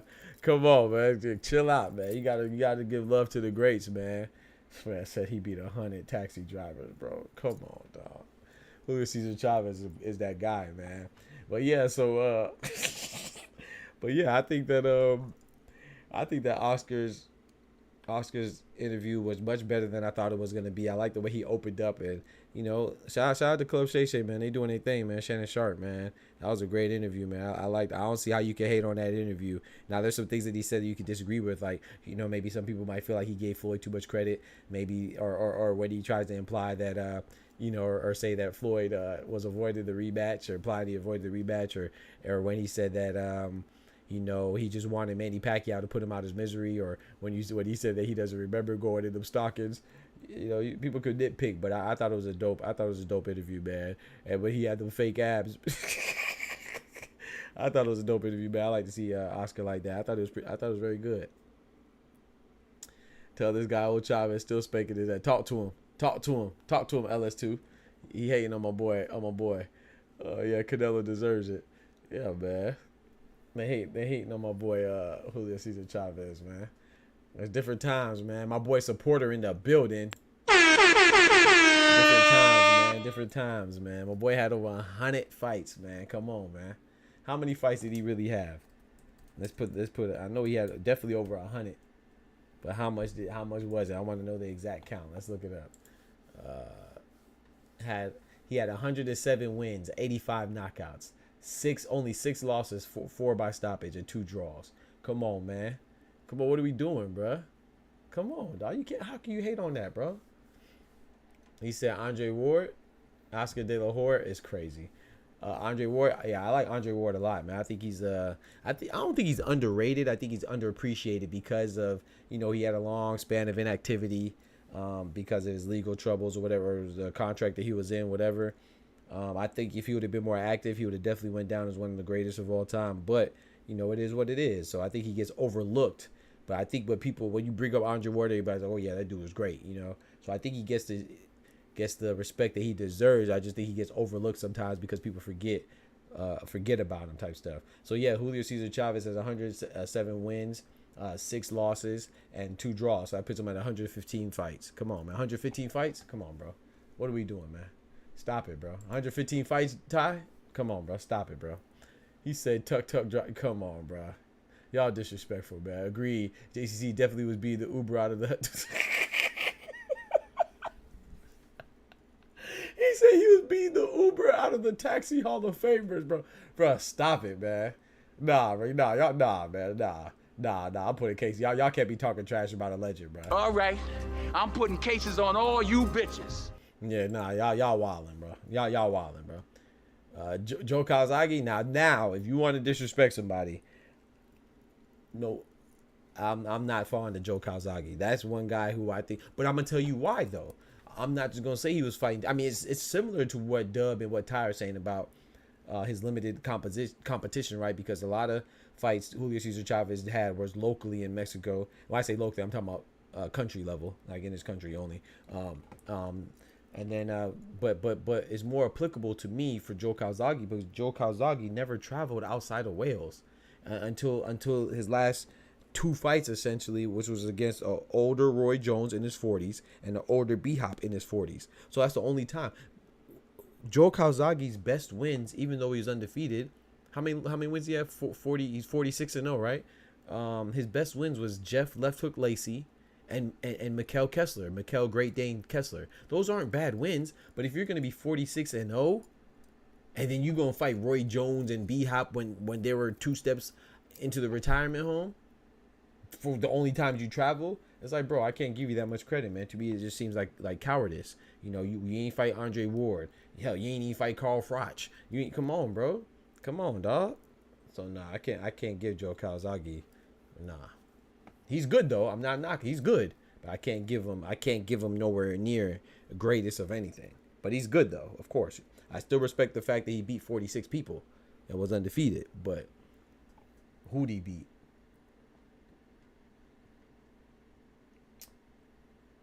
B-Hop, Sweet Pea, Evander Lennox. Hey, I like that. Those are your top, Dub? Hey, that's your top 4? Rest in peace, Pernell Whitaker, man. Rest in peace, Pernell Whitaker, man. Rest in pease, Sweet Pea. He said Bernard Hopkins, Sweet Pea, Evander, and Lennox Lewis. Hey, Lennox Lewis is my favorite heavyweight of all time, so I'm not mad at that, Dub. He said Julio got 40. Nah, y'all disrespect. Nah, bro, y'all disrespectful, bro. Stop disrespecting. I just told this man he got 115 fights. He said he got 40 wins max. Hey, yo. Naoya is following Kazagi's footsteps. Well, Langus, it's different for Naoya, though, because Naoya is not leaving Japan, but he's still fighting. Like, he's fighting Australian fighters. He's fighting America. He's not leaving Japan, but he's still fighting other people, international fighters. Joe Calzaghe was mostly fighting people from Wales. You know what I'm saying? So yeah, I think that's why I think Naoya Inoue is different, because Naoya Inoue is still fighting Stephen Fulton. He's still fighting Marlon Tapales, who's Filipino, I believe. Stephen Fulton, who's American. Was it Andrew Maloney or Jason Maloney? I don't remember. Who's Australian? Anyway, TJ Doheny, even though I don't think he's good, he's still Australian. You know what I'm saying? He's not like he's just fighting a whole bunch of his countrymen type stuff. You know, so I think that's the difference. Joe Calzaghe stayed in Wales, and he didn't really fight anybody outside of Europe besides Jeff Leftfoot Lacey and two old Hall of Fame fighters, and Roy Jones and B-Hop. Bro, he fought B-Hop after he got knocked out the ring by Joe Joyce. I mean, not Joe Joyce, excuse me, Joe Smith. Come on, bro. What are we doing, bro? Come on, bro. You didn't fight the you didn't fight the legendary Executioner. Come on, bro. Joe was fighting dudes that dropped out the English. You feel me? You feel me? I'm not trying to be rude either. Like I said, I respect Joe Calzaghe as being good, but no, I'm capping though. He didn't fight. Joe Smith was actually B-Hop's last fight, but that's the same B-Hop that he fought, is what I'm saying. You can't give him credit for that, man. Even though I will say this though, B-Hop did have some wins after Joe Calzaghe. I just didn't like it. It wasn't B-Hop, but B-Hop did have some wins afterwards. I think he beat. Let me look it up actually, because I think he beat. When did he beat? No, Kelly Pavlik was before he lost to Joe Calzaghe. Let's see, when did he beat Joe Calzaghe? Was Kelly Pavlik before or after? No, Kelly Pavlik was after. Kelly Pavlik was after Joe Calzaghe. Yeah, so I give him some credit for being B-Hop, because B-Hop went on afterwards. He beat Roy Jones. That Roy Jones was, everybody know that was a rematch. I wasn't the same Roy Jones. He beat Kelly Pavlik. He did beat John Pascal. But yeah, so I do give him that. I just had to clear that up because I was exaggerating when I said that he beat him after he got knocked out the ring by Joe Smith. But top 3 boxing trainers. Ooh, I'm not counting dudes with 20 losses. So that means Trevor McCumbee ain't fight nobody, because Trevor McCumbee is about to fight Caleb Plant. He got a lot of guys that he fought with about 20 losses. P. Hurd, Lennox, and got height. You feel me? Snitching? Yeah, man, Kendrick snitching. Shout out to the Jamaican bad man, Englishman, Lennox Lewis. Lennox the Lion Lewis. My top 3 boxing trainers of all time, Smoochie, or currently? All time, I would, I like Emmanuel Stewart, rest in peace. I like Nazim Richardson, rest in peace. And who I like Robert Garcia a lot. But who I think are the best, yeah, it might be those 3. I like Buddy McGirt a lot too. I like Freddie Roach a lot too. I like, Coach Calvin Ford with Tank. He just doesn't have the stable like that. I like Bomac. Yeah, my top 3 from when I started watching boxing, it'll probably be like who I said. Emmanuel Stewart, rest in peace. Nazim Richardson, rest in peace. And I like Robert Garcia a lot. That's who I would go with. Greatest what ifs, Dimitri Pirog. What did he hurt again? He hurt his back, right? Yeah, man. Remember when him and Danny Jacobs fought? Oh, man. And he knocked out Danny Magic Man Jacobs? That was crazy. Yeah, Dimitri Pirog was nice. Yeah, I don't know how nice, though, right? Because, while he was good and he was dangerous, his best win, which is a good win, a great win, was Danny Jacobs. But Danny Jacobs wasn't quite Danny Jacobs yet, right? He was still an up-and-coming prospect. They both fought when they were going to be on the verge of being real contenders, right? But yeah, shout out to Dimitri Pirog, though. I believe he hurt his back. JC in the building. Hagler is my top guy, hands down. When I watched Hagler versus Mugabe with my grandpa, I've been a boxing crackhead ever since. If I'm in my 40s, good old day. That's what I'm talking about, Dub. That's what I'm talking about, Dub. Morris said, you the one working at Uber lady's job. That's crazy. Greatest what is all time. Laughing, what did he smell like? Hey, yo, wait, what? I see your man today. What did he smell like? Hey, yo. What do you mean by that? What the? Y'all wildin'. Yeah, Dub, shoot, I'm close. I'm close. I didn't know you were. I mean, that makes sense though, Dub. That makes sense. I don't know. I thought I was probably older than you. I'm close to 40. I'm not 40 yet though, but definitely in my mid 30s. Yeah, I mean, that makes sense though. You know, that's why I rock with you. Yeah. Smoochie, you wildin'. I ain't gonna lie. Yeah, you wildin'. Talking about what he smell like. You got my boy Ty messed up. But then again, Ty is with the dancing bear type thing, so I don't know. Maybe you don't have him messed up. Let me mind my business, actually. Let me mind my business. I'll be right back. Let me go grab a water real quick. I'm gonna run this ad. Yo, it's your boy Doc again. I know you sitting there like, did this Doc just run his own commercial? Yes. Yes, I did. In the middle of the street, we run our own ads. That's what we do right here. So when you see other boxing channels implement the same idea, I don't mind people biting us. But dang, at least give us some credit. So those of you that are rocking with me, you're already a part of the best boxing channel on YouTube. That's a fact, ain't it? Ain't it? All right, then. You already caught up. Those that don't know, the rest of the world, they just got to catch up, baby. You know, and they eventually will, you know, because we bring y'all unfiltered, unbiased, raw, and educated and funny boxing takes, man, with accurate information. Can they all say the same? Of course they can. So let's get right to it, man. Why do you want to become a member of this channel? Because we already told you we're the best, but it does come along with perks, you know what I'm saying? First off, you can join at the Streets Gang prospect level. You know, it's only $2.99. I know times is rough right now, but you can still contribute, you know what I'm saying? And what do you get? You get member shout outs like this. Shout out to my boy Kendrick for being the first Street Gang prospect member, you know what I'm saying? And then we go to the next one, Streets Gang contender. That's the second tier of membership level, you know, and it comes in at $4.99, and you get all the perks of the previous tier like this. Shout out to my boy Merle the Legend, who is our first member at the Streets Gang contender level. Big salute to him. In addition to that, you get members only polls. You get to be involved in that. And all right, I'm back. Langus said, Doc, dream fight, Arturo Gatti, rest in peace, versus Costa Zoo. I got Costa Zoo. Rest in peace, Arturo, though. I think he's talking about Arturo Gatti. I have Costa Zoo. I think while I do like Arturo Gatti, he has a lot of heart, man. I think Costa Zoo, you know, he got that power, more formidable. I think more. Yeah, I got Costa Zoo.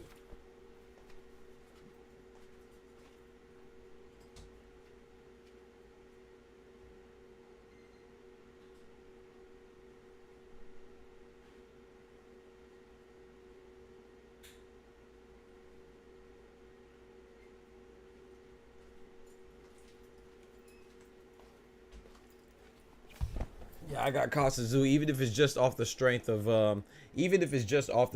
what Costa Zoo did to Zab Judah. That's enough. You know what I'm saying? So yeah, I got Costa Zoo. Who you got?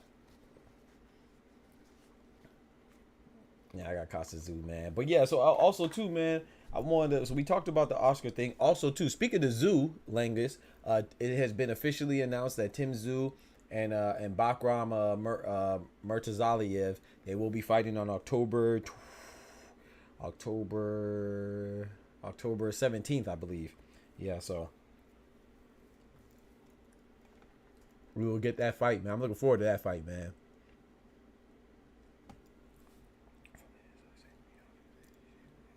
We could potentially see Tim Zoo reclaim another title at 154.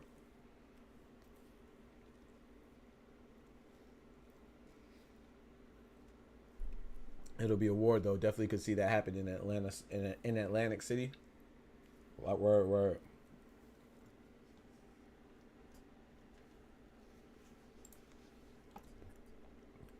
let me drop the Discord link, man, if anybody wants to join. You feel me? Yeah, man.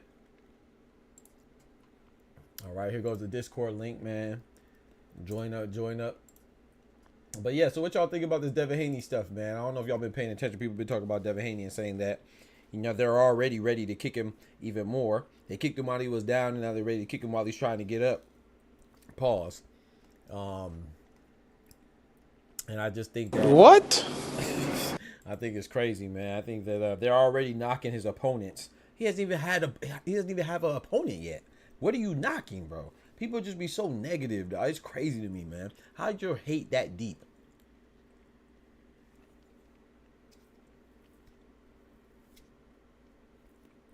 I think virtually any matchup for Devin Haney is good, in my opinion. Just coming back as a bounce back fight. I know my boy Borzoi said he's not going. My boy Borzoi said nah, bro. He need to fight he need to fight Subriel Matias, or I think he said Puello. I wouldn't mind him versus Puello though, but Puello's fighting Sandor Martin already. Brian Mendoza versus Virgil Ortiz. I don't like that fight for Brian Mendoza. Brian Mendoza, you know, it wouldn't really make sense at this point because he got beat up badly by Serhiy Boachuk. And even though it was controversial between Virgil Ortiz and Serhiy Boachuk, Virgil Ortiz still won. So just off the strength of that, I don't think that Virgil Ortiz should fight Mendoza. Not right now, right? I think Brian Mendoza would be a good test for Charles Conwell. I think Supporter said that. Was it Supporter? Somebody said that in the comments. One of my videos. I think that's a great fight. But Virgil Ortiz, I feel like that would be going kind of backwards. Now, Virgil Ortiz fought Mendoza as like a title defense or something, then I get that. But I don't think that's a... But who would win? I had Virgil Ortiz winning, though.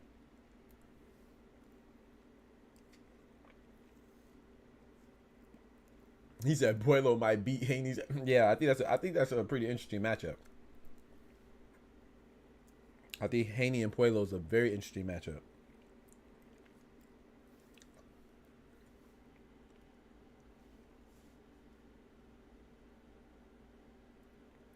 Imagine him smelling like oatmeal raisin cookies fresh from the... Hey, yo. Smoochie, what you... Nah. Nah. Yeah. You're definitely put on a... You're definitely put on a chat ban. I'm not reading none of your chats for the rest of the stream. I ain't gonna lie. She just said the man smelled like oatmeal raisin cookies and talking about, who the heck describes a man like that? Got this man smelling like bakery numbers. Fresh out the bakery. Yo, what are we doing, man? My boy Dub says Emmanuel Stewart, Lou Duva and Ronnie Shields, Eddie Futch, yep, or Bowie Fisher and Nassim. Hey, I'm not mad at that, bro. I'm not mad at that, Dub. Eddie Futch, yeah, I know what you meant. I know you meant Eddie Futch. Talking about that's his cheat snack. You know, you really know your boy. That's crazy. Haney gonna have to stop moving straight back. Puello versus Rayo. I got Puello. I think Puello's too big for Rayo. And Puello, I think, boxes too well for Rayo to overcome. But I could be wrong, though. But I would have Alberto Puello in that fight.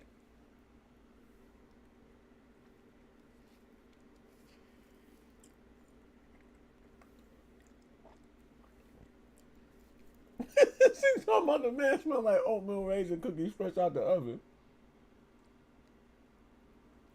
That's crazy. My boy said he in the... All right, bet.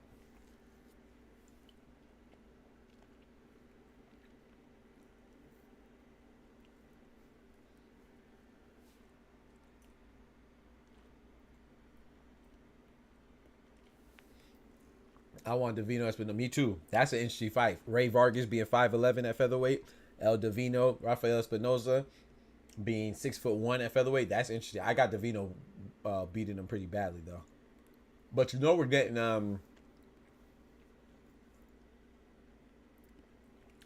Divino versus Robisi Ramirez. We're getting that rematch. Allegedly on the same day as Oscar Valdez versus Emmanuel Navarrete rematch. So that's good. I'm happy with that. Because that, if you haven't seen Rafael Espinosa versus Robisi Ramirez part 1, you go check it out. You would not be disappointed. Let me pull up my boy Ty. Yeah. Yo, my fault. I accidentally clicked on the wrong thing. My bad. What's good, brethren? Yeah. Yes, sir, man. So what's up with this Haney stuff, bro? I was gonna ask you about Boots, but I don't want Smoochie to lose her mind. Yo, I think Smoochie might be stalking Boots, because how would she know about the oatmeal raisins though? You said That's crazy. You think? Come on, bro. You think? Smoochie at his house right now. Right now, looking in his window. Smoochie about to get shot. She better not be in Morristown, Jersey. She is window right now. I didn't even know she traveled like that. Right. Yeah, I had Devino beat Ramirez too. Olympic final with Shakur. Oh, you was watching the Olympic final with Shakur? Yeah, because he beat Shakur, right? Yeah. Yeah, Robisi Ramirez, yeah. I should go back and watch that again. Shakur out there looking like he ain't got no tear ducts. Fake ass cry. Those real tears. I ain't seen no tears. Where them tears was That was at? them big babies. You ain't see the clips? I ain't seen. I seen an ugly face. I ain't seen no tears. Maybe I gotta go watch it again. I don't remember seeing no tears. You seen them light skin tears. Right. I just seen an ugly face, boy. Shout out to Shakur though, man. I ain't mad at that. You should cry. I just thought the cry looked crazy. Like Floyd was crying. I don't know what Shakur was. Shakur looked like he was trying to make himself cry. Like he was obligated to cry.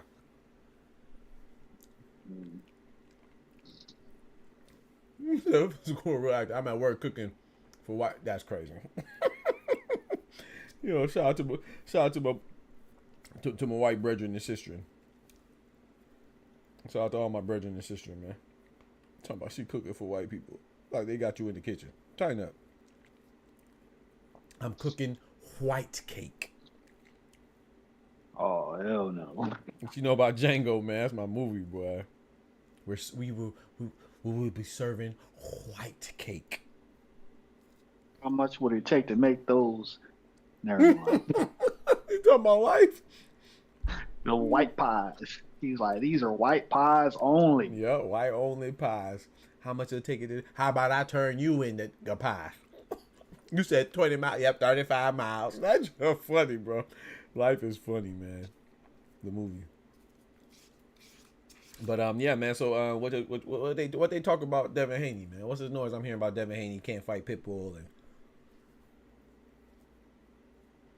Man, it's like once the news broke out about that, people was just like, I'm not understanding where this idea came from that all of a sudden Isak Pitbull Cruz all of a sudden just isn't a good boxer. Mm-hmm. Or he's cooked. Cooked, yeah. Why Haney gotta fight the little 5'3" dude? Mm-hmm. We're saying Isak Pitbull Cruz that was just a champion at 140? Yeah, the same one that everybody's talking about. Yeah, he should be in the pay-per-view versus Tank. Oh, the same Isak Pitbull Cruz that they wanted to have a rematch with Tank. Mm-hmm. Oh, okay. That's great. The same Isak Pitbull Cruz that they said was a real was a face of Mexican boxing over Canelo. That same guy. Whoa, it was wild people saying that. Yeah, they were saying that he's the next Mexican face of boxing. He's gonna overtake Canelo because if Canelo doesn't fight Benavidez, Isak Pitbull Cruz is a person that they're gonna that's gonna be the next face of Mexican boxing. Yeah, that's the same guy. That's the same guy that all of a sudden calling a bad fighter now. That's crazy. Yep.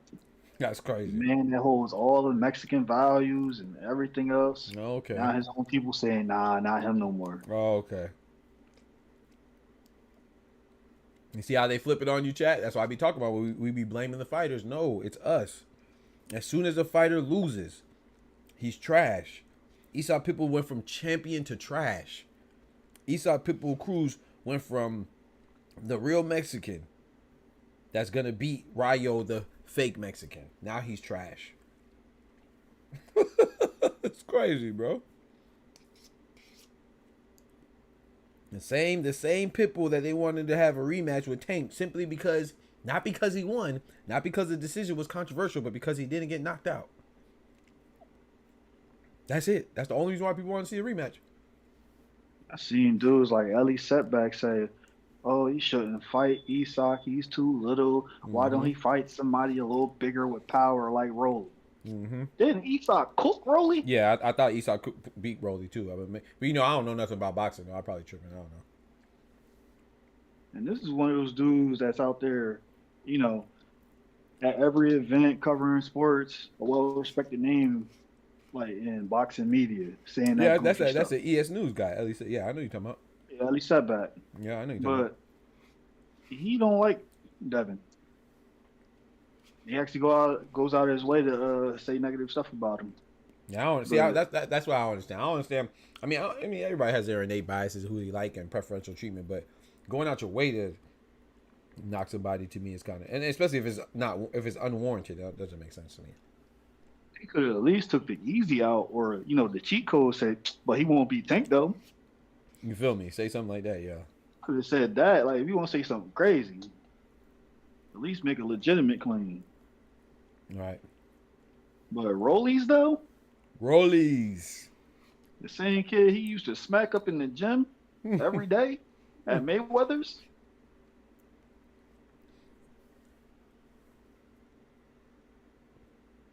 Hold on.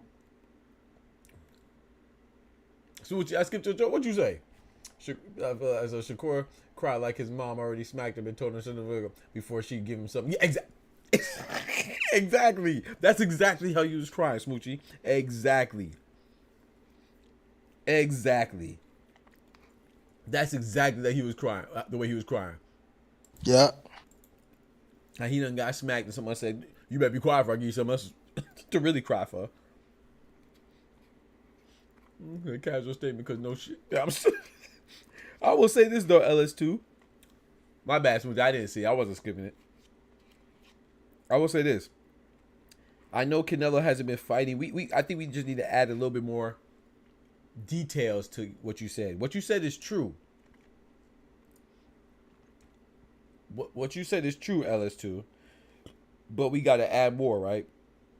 Canelo was fighting people that we wanted. It's just right now he's not fighting the person that we want, right? But Canelo, we got to understand, Canelo's been fighting since he was, what, 15? How old was he when he fought Floyd? 20, 21, something like that? So, like I said, I'm not giving him an excuse. I'm just saying we got to also add that there was a point when he was fighting people that we wanted. So, I think naturally, when you start to lose, I'm not gonna say he lost the hunger, but it's definitely hard to keep that same hunger up when you're established, right? So I think that he's kind of in a natural. I feel like that's how you will progress naturally, in boxing. I feel like you will get to a point where you may not get up for all the toughest fights, and but I would still like to fight him because I would still like for him to fight Dave Benavidez, but I can understand, where he's at in his career because he has 60-something fights. 65, 66, something like that. Canelo has the amount of ring mileage to where he could have already been retired. It's just that he's 33, 34. So he's not the physical age that we would expect him to retire. But as far as ring mileage goes and ring age, he's definitely past the age of retirement. Especially when you could talk about recent fighters. Floyd has 50 fights, right? He was 50-0, but he still had 50 fights. So Floyd, Canelo already has 15 more, at least 15 more than that. So I think I'm gonna be honest too. I do like Cinnamon as well. That's one of my favorite fighters. But Floyd I think is a GOAT. I didn't want to see him fight. I remember when I heard that he was fighting Robert the Ghost Guerrero. I didn't like that fight. I remember me and my homies were arguing about it. My homeboy was like, because he liked Floyd too. We both like Floyd, but he was like, "Nah, man, Robert Guerrero's good." I was like, "Yeah, he's good, but I don't want to see Floyd versus Robert Guerrero."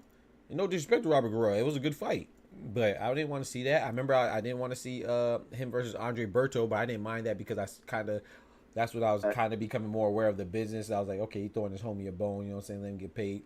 But then Conor McGregor, I hated the Conor McGregor fight. I hated that. To this day, I still don't like that. But at the same time, I realized, you know what? He's a face of boxing, bro. He can do what he wants. So I'm saying is that we don't know that. I think the reason why we're so mad about Canelo is because, yes, he's fighting who he wants to fight, and he's also contrarily not fighting who we want him to fight, but also we don't know where he's at.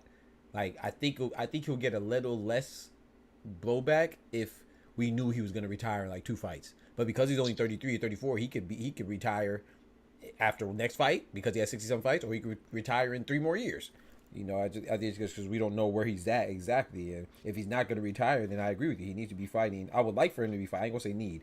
I would like for him to fight more, stiffer competition. But I don't know. He's facing boxing, man. I can't. He earned his position, in my opinion. It sucks, but it is what it is.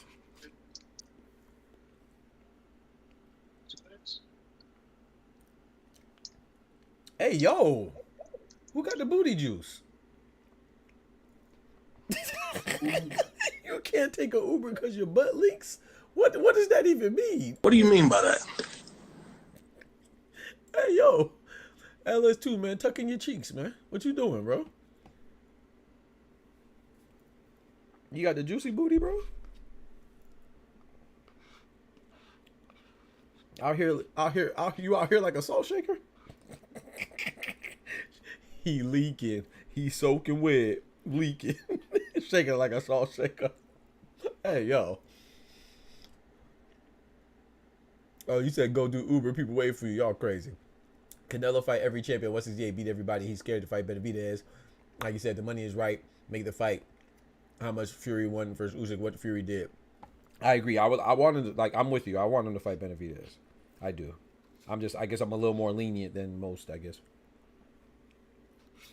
Like I said, that's just, for me, that's my second most sought after fight is Canelo versus Benavidez. Number 1 being Beterbiev and Bivol. Number 3 being Tank versus Core. Number 2 being Canelo and Benavidez.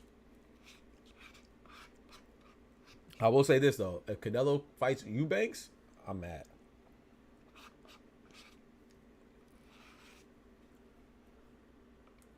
He better not fight Eubanks. That would have me hot.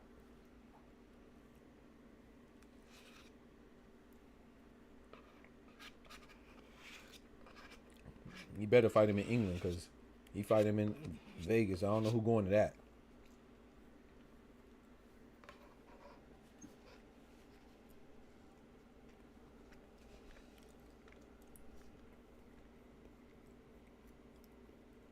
I'm making decent money with this Uber. Hey, get that paper.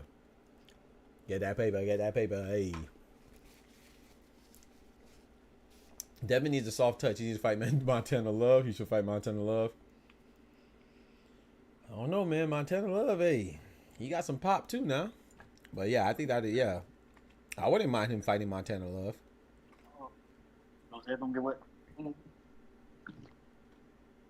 I wouldn't mind it. I don't know, Ty. If you talking, you were skipping out, bro. I don't know if you talking to us. Probably not.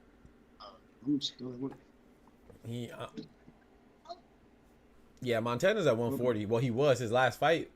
Did he fight since he lost to Liam Paro? I don't think he fought since he lost to Liam Paro, Smoochie. So yeah, so his fight against Liam Paro was at 140, I believe. Let's look it up real quick. Inactive.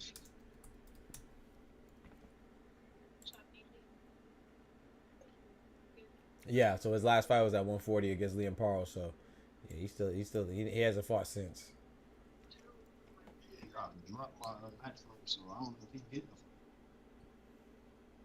Move Montana to 140. Yo, Ty, you talking to us, bro?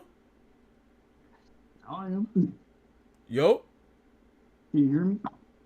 Nah, you real low. I just seen the light going green. That's how I knew you was talking. I think I broke my headphones just now. Yeah, I definitely can't hear you now. Cause like I said, I see that it's lighting up green, but I do not hear you. I don't know what you just sound like. You kind of underwater.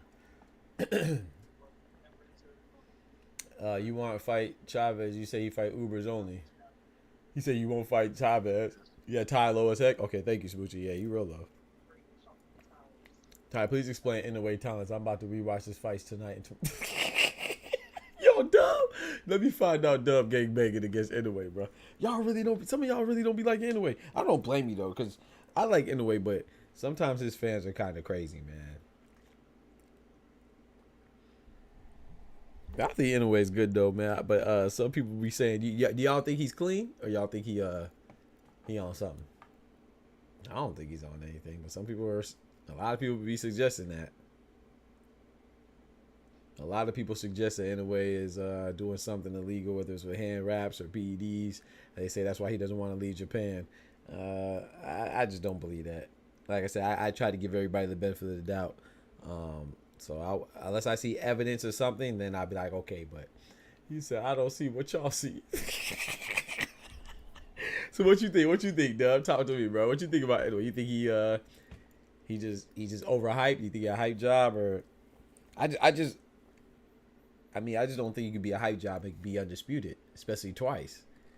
You know, you think you think it's just circumstantial? You think he's just getting getting opponents that are advantageous for him to look good? I like Inoue for my first impression, but I feel like he may not be as good as I initially thought him to be. I agree. Like when people talk about skills, I think Canelo's more skilled than Inoue. I think Bud is more skilled than Inoue. I think Usyk is more skilled than Inoue. I do. Like just looking at them. Wait, Ty, did you leave on purpose? I brought Ty back up. That right, Joker for the Philippines. Yeah, I hear you now. Yep. Or is it still up? Yep. He said that Joker for the Philippines, Casemiro. Yeah, you talking about John Rio, JRC. John Rio Casemiro is dying to fight Inoue. Yeah. I think Inoue beats him though. Yo, I do too. Amy, what's good? Amy Costin, what's good? Welcome, Amy. Yeah. Casemiro versus Duke Micah fight was lit though. Yo, Didi in the building. I hope everyone on this live having hey man, God bless you too, bro. Hope your day is blessed as well. I go mute when y'all praise him. He double stacks one fight in US. Yo, Ty, bro. Get your boy, man. Get your boy, man. He on Inoue head top, man. Get Dub, bro. Oh. Dub said, explain. He asked you to explain to him why Inoue is good. I mean, he beat the trash out of my man, so I gotta respect him. I thought Cool Boy was gonna do something. He got sent to the shadow realm, and he still ain't recovered. Yeah. Like I said, going into that fight, I didn't think I wasn't surprised. I didn't think it was gonna go like that, but I was leaning towards Inoue, to be honest. I need to rewatch before I say the wrong thing. Nah. Speak your mind, W. You watch a lot of boxing, so speak your mind, bro. I'm not saying you wrong. I think he's good, but I'm not pushing in a way like he's the most skilled. I never looked at him like that. I looked at him just having the intangibles. Like some people act like he's just untouchable. Like when they were so surprised that Neri dropped him, I was like, bro, he swings wild. Wide, he swings wide, and so I knew somebody would clip him. Did I think it was gonna be Louis Neri? Not particularly. I didn't think it was gonna be Louis Neri, but once again he got dropped and he fought through adversity. That's what I was impressed with, you know. But as far as I think people do over exaggerate how skilled he is. I don't think he's as skilled as Crawford. I don't think he's as skilled as Usyk, but he's definitely, he has the intangibles. You know, he has that fighting spirit. He has that heart. He has that, you know, he has power. He puts it all together well. But then again, you know me. I don't think you have to be a perfect fighter to be a good fighter. You know, you just got to do what you do well. I think what he does well. Nothing much, Amy. Everything's going good. He said, "Are you Ken prediction?" She said, "Are you Ken prediction?"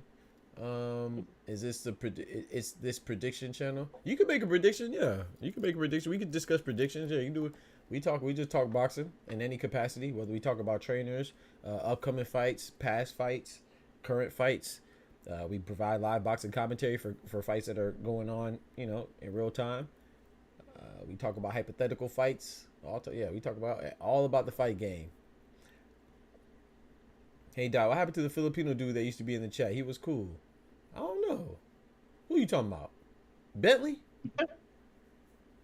Was Bentley Filipino? I think Bentley was Filipino, and Cine Gang, I believe, was Filipino too. I haven't seen neither one of them. Cine Gang, something like Cine Gang Papi or Cine Gang Padre or something like that. And then the other one was Bentley. Bentley's actually a mod. I ain't seen neither one of them in a minute. I hope they're good. I haven't seen Almighty in a minute either, man. I hope Almighty's good too.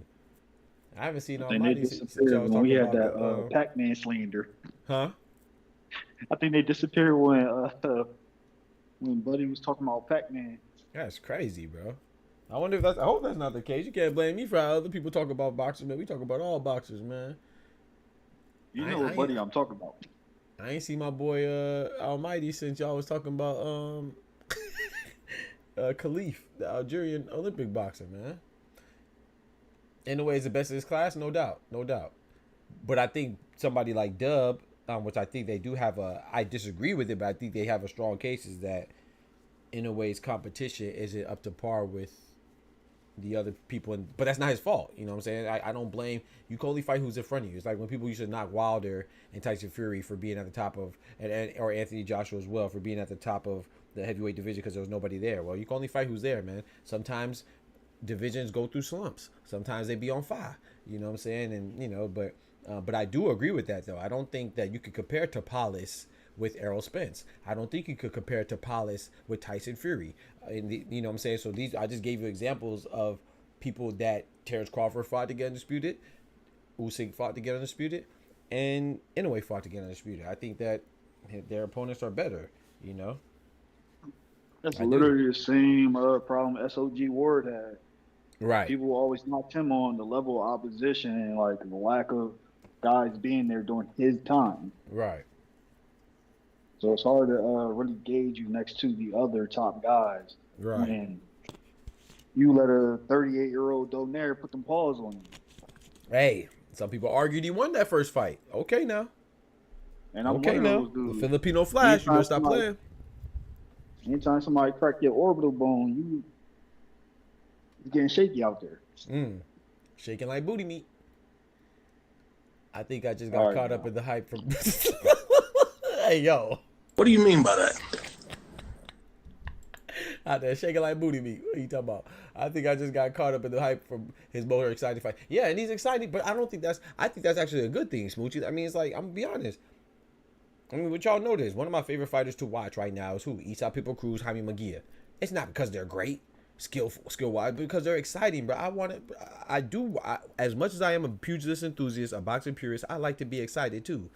Pause. So it's not like I'm just what I don't want to see. I like watching Shakur as well, but I don't want to see back-to-back Shakur fights. I mean, talking about like stylistically, you know what I'm saying? I do want to see somebody get dropped or somebody get hurt. So that's why, to me, that's not necessarily a bad thing. But if you are talking about, you know, when you do get to the cream of the crop, and you have to make these distinctions on like who's better, you got to start nitpicking and you got to start critiquing at a more microscopic level. And if you break it down, when you're comparing in a way Terrence Crawford and Usyk, I think it's very clear to see who's technically better and who's more technically sound and who's more skillful. And it's definitely not in a way out of those three. If you just talking about skill wise, you know, but I don't think it's all about skills. I think it's also about excitement. I think it's also about dominance. I think it's also about, you know what I'm saying, a lot of things. But you can argue that Inoue is dominating his opponents more than Usyk and more than I want to say more than Bud, because Bud was on 11 KO streak. But you know, so now with Bud going the distance, you know, it's kind of different. But then when you are talking about dominance, then I think it's also important to talk about the quality opponents, because who are you dominating, which is what Dub is leaning to and Ty's mentioning as well, and I'm mentioning. So I think it's all fair. That's why I can't say Inoue was more dominant per se than Usyk. Yeah, I think it's all fair. If you count undisputed reign ain't the same. Right. He said Usyk went through the gauntlet. Facts. He went to everybody else's home country and snatched their shit. Facts. We can't say that about Inoue. That's true. Dub says, I know, please look at his hands wrapped after he beat Cool Boy during his post-interview in the ring, and I'm not a post-boxing Tim Bradley fan, but he nailed it. Hey. Also, Doc, would you ever watch Elijah Pierce go against Steve? Yeah, I would watch that. I would watch Elijah Pierce versus Cool Boy. Yeah, Sinning Gang. Yeah, I don't know where Sinning Gang's at, Smoochie. What you see that Virgil Boachuk fight, everybody say that was a robbery. Is that right? I don't think it was a robbery. I thought it was a very close fight, Amy. I thought it could have went either way, in my personal opinion. But, you know, I would have liked to see a draw, but I don't think it was a robbery by any means. I thought it could have went either way, and I'm not mad at Virgil Ortiz winning either. And I think people are disrespecting Sergey Boachuk as an opponent. It was a major step up for Virgil Ortiz. Sergey Boachuk, yes, he had one loss, and yes, it was by stoppage, but he was winning that fight against Brandon Adams before he got stopped, and he got caught, you know, and he beat the hell out of Brian Mendoza. You could say that he gave Brian Mendoza his worst whooping, and Brian Mendoza been in the ring with guys like Tim Tszyu and Jesus Ramos and And who was the other guy he lost to? He has 4 losses. He lost to Jesus Ramos, Tim Tszyu, and Serhii Boachuk. And 3 of those guys, 3 of his 4 losses are 3 of those guys are on the Ring Magazine pound for pound. I mean Ring Magazine list at 154. So his 4th one, I can't remember the dude's name he lost to. He was a decent fighter, not great, but yeah. So I think Serhii Boachuk is being underestimated and underrated. And Vergil Ortiz, I thought Vergil Ortiz did a good job. He got dropped twice, and he overcame those and still gave a good fight. So I don't think it was a robbery, but I would have preferred a draw. I think he's pretty good. We will see how good he really is if he moves up. If anything, like Pac-Man, he will move up and challenge himself. I feel if that's how he'll show he's great. I think he's already great, DD, in my opinion. I don't think, but I also don't believe that there's one way to greatness, right? There's different paths to greatness. Like you said, Pacquiao, right? Pacquiao has, like my boy Ty tell it, 6 divisions, or 8 divisions, depending on who you ask. But he has never been undisputed. Now Inoue has been undisputed. Terrence Crawford has been undisputed twice. Floyd has never been undisputed, but he's still great. He's fought so many champions, right? And throughout so many divisions. So I reject that notion that there's only one path to greatness. Look at B-Hop. Is B-Hop the executioner not great? He stayed the majority of his time in middleweight and ran middleweight. You know what I'm saying? That division. So there's different paths and different ways to skin the cat, So I don't think that Inoue has to move. I think Inoue is great right now, and I think he can stay at 122 and still be great. Now, if you want to argue how great he is, do I think he's greater than Pac-Man? No. And one of the reasons is because, like you said, Pac-Man was going through different divisions, and some people say he was picking and choosing, but, that's what people will say when you've never been, I guess, undisputed or cleaned out of division. So, I don't know. People always say something, and I think that some things are valid, some things are a little less valid, but I don't think that there's one way to be great, in my opinion. I think a Prime Nonito can beat Inoue. I think so, too. But, he didn't fight a Prime with one. No doubt. My boy Todd said no doubt. Yeah. Yeah, I think he could, but like once again, I can't hold it against Inoue for fighting for when he was born. He fought a older Nonito. Nonito he's still fighting now. Nonito trying to fight Chocolatito. You see what I'm saying? So it's like sometimes, shout out to Nonito. Nonito has lost to quite a few people that he shouldn't have lost to because he's just fighting too long. Shout out to the Filipino Flash, man. Remember the last 5 years I've been going to those little man fights, and I sit up front row 20 or closer, and I bring him a knife. Look in the corners. My boy got his monocle out. Agreed. Cream of the crop. Yeah, cream of the top was crazy. I ain't gonna lie. What? Yeah, that was crazy. I'm out here sounding like Smoochie. See, because you talking about people smell like oatmeal cookies fresh out the oven. Now you rubbing off on me. Top 3 prospect list right now, Amy. I'm gonna let Ty go first. Top 3 prospect list. I definitely got my boy Abdullah in there though. It's hard for me. All right, I'll go first. Downloads and I got bias, so you gotta go first, bro. All right, I'll go first. Top 3 prospect list for me. I'm not counting Shushu. Are we counting Shushu as a prospect? I feel like he's a little more than a prospect now, but I guess he's not a champion yet, so he hasn't fought anybody top 10. So I guess he's still prospect. Graduated prospect level. He won contender. Now that he contender. I bet. Yeah, they keep talking about him in Inoue. So yeah, he's contender. Yeah. Okay, so I go prospect. I say Emiliano Vargas, Abdullah Mason. My 3rd one. That's tough. I don't know. I thought I had 3. I don't have 3. Let me think. Oh, nah.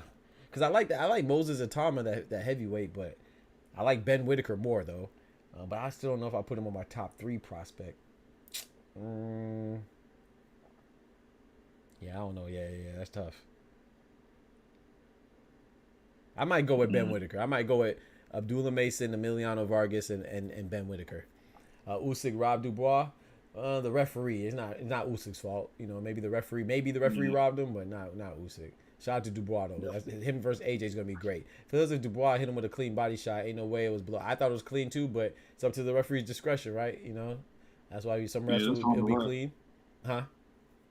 Yeah, that's definitely on the ref. Yeah, because Kavaliauskas dropped Bud. Right. But the ref called it the slip. Right. You could argue Zab Judah. You could argue Zab Judah dropped Floyd. Ref called it a slip. So. Yep.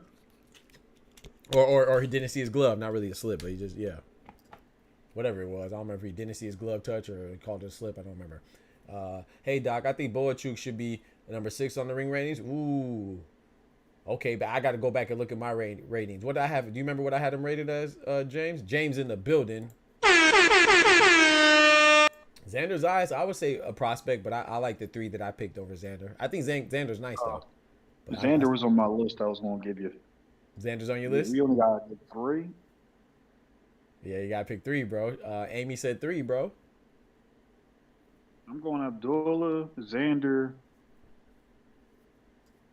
I'm not too keen on the Vargas brothers, so I'm going with Ben. I like Ben Whitaker too, bro. I like the fact he be dancing on. He bop you on your head top and do the stanky leg on you, and then make you do the stanky leg. He said, "Got stopped after that's his fault. Adversity is part of boxing."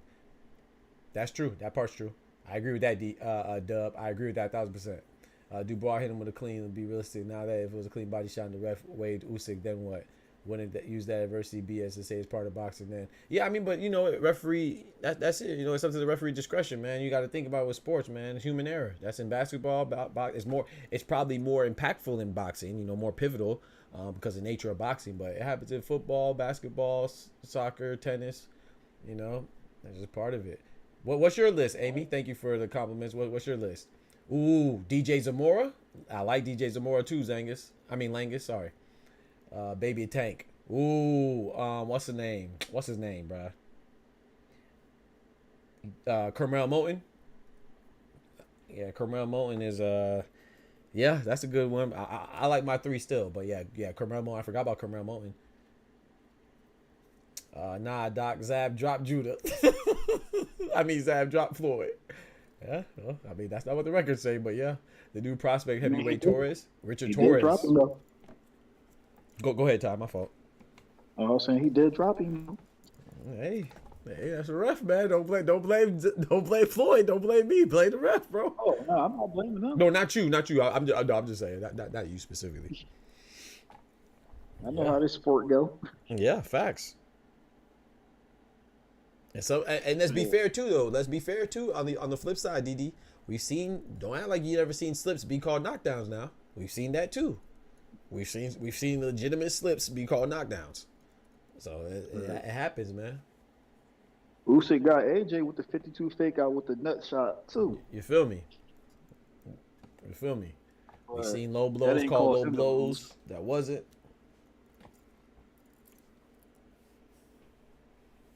Yeah, LS2. I'm gonna be honest. I like Richard Torres. He's entertaining to watch, but I don't. No disrespect, but I don't believe in him. I think he's just I think stature is gonna play a big role when he actually fights like guys like AJ or Fury, or even if it fights Moses Atama. I mean, that'd be a good fight, but I would have Moses Atama. Guys like Dubois. I just don't see Richard Torres Jr. beating those guys, but I could be wrong though, man, because he's definitely excited to watch. So I like it. He does fit in that category of prospects. No, I would yeah, add Torres to that. But like you said, he's in a hard spot, being as though he's not a full heavyweight. Yeah. He might have to go down to cruiserweight. You feel me? Where he going to get done there like Jared. You're right. Yeah, man. Go try to get Jay Apatow up out of there. Who's the worst ref? You know who's been getting a lot of pressure lately? That boy Harvey Doc. He been going through it. But he keeps getting jobs, so I guess he's not really going through it. He's just going through it, when people talk about it. But yeah, they said that he was showing Virgil Ortiz love. Didn't they say he was showing Devin Haney love? He was a ref in Devin Haney and Ryan Garcia too, right? I believe so. Harvey Doc. They was cooking Doc on that one. Bro, they be cooking Doc. Harvey Doc been going through it lately, bro. So I don't know who the worst one. I know Tony Weeks. Tony Weeks was going through it for a couple of weeks or two. No, it's definitely Tony Weeks for me. But at the same time, it's like I can't really blame him. Right. Because the promotions be putting him in bad situations. Facts. With Frederick Lawson and Virgil Ortiz, he said, hey, man, that guy has signs of aneurysms, man. That's what the doctor said. BBL Bayless had a bad run at the end of his career. Man said BBL Bayless. Yeah. Shout out to Kenny Bayless. I like Kenny Bayless. But yeah, who the worst one? I don't know. I don't know the one guy. I'm sorry for this description. It's gonna be a very vague description, but I don't know how to describe him because I don't know his name. The white gentleman with the Dang, I see his face, but he kind of looks like yeah, I don't know. Look like an old Ben Affleck. I know who you're talking about. You know what I'm talking about. Yeah, we just seen him. I believe he refed I mean, we see him all the time. I can't remember. He was just on the Sergio Bullet took Virgil Ortiz card though. He just didn't do the main. For totality, I'm still sticking with Tony Weeks. As a worst? Damn. Yeah, his style of roughing and interfering with certain like parts of it, not letting people scrap in certain spots. Like if you look at his whole career, yeah, he had a lot of questionable fights. I will say this though. Jack Reese. Jack Reese is good. Jack Reese. Oh wait, you're saying Jack Reese is the worst? Oh hell no! Oh boy, Dub don't like Jack Reese. Had two questionable ones. Oh man, I will say this. I might be okay. This is where my bias. I always show. If I am biased, I always tell you. I might be biased towards Tony Weeks because I actually met Tony Weeks and he gave me an interview. This is before way before I had my boxing channel, of course. But yeah, he let me ask him some questions, man, after a fight. It was at the Tim Bradley and Manny Pacquiao fight. So he chopped it up with me and my homie, man, and we recorded it. I wish I could find it, man. I would definitely drop it if I could find it. But it was on one of my old phones that broke, and you know how that go. Years ago, man. That was back when, I believe that was when I was in Vegas for the Pacquiao Bradley 2, I believe. Bill Haney tried to bribe Harvey Dock. Was that true? I don't know. That's what people say all types of stuff, man. I don't think so, but I don't know. I don't know, Langus. I don't know. I mean, if Bill was trying to set something up, the proper ref to put in place would be Tony Weeks because of what type of pace and fight he dictates. He wants everything to be clean. Like, if you're a pure boxer, that's the ref I want. He's not doing all that roughhousing or infighting. Lawrence Cole, I gotta look him up. Let me look him up real quick. Oh, yeah, Lawrence Cole. Yeah, they made a you look up Lawrence Cole, it says worst boxing ref in history. I do recognize Lawrence Cole. Oh, I remember him, bro. Nah, but you're right though, Ty, about that ref stuff. I like Tony Weeks though. He said Lawrence I think Tony Cole, Weeks, he get booked a lot because he's bilingual. That definitely helps.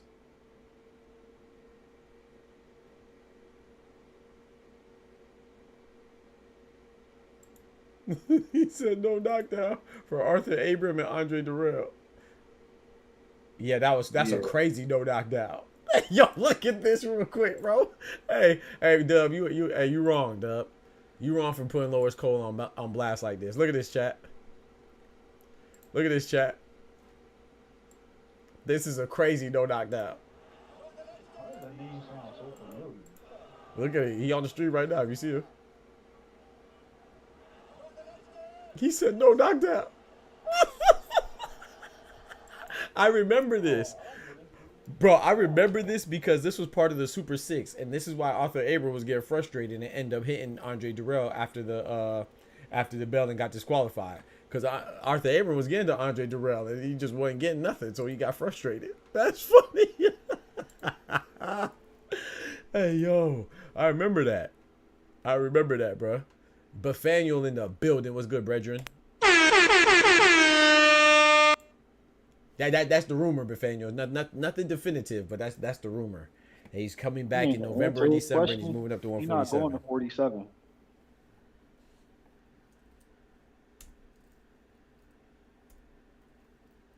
All his options was at 40. That's where the Turk trying to push him at.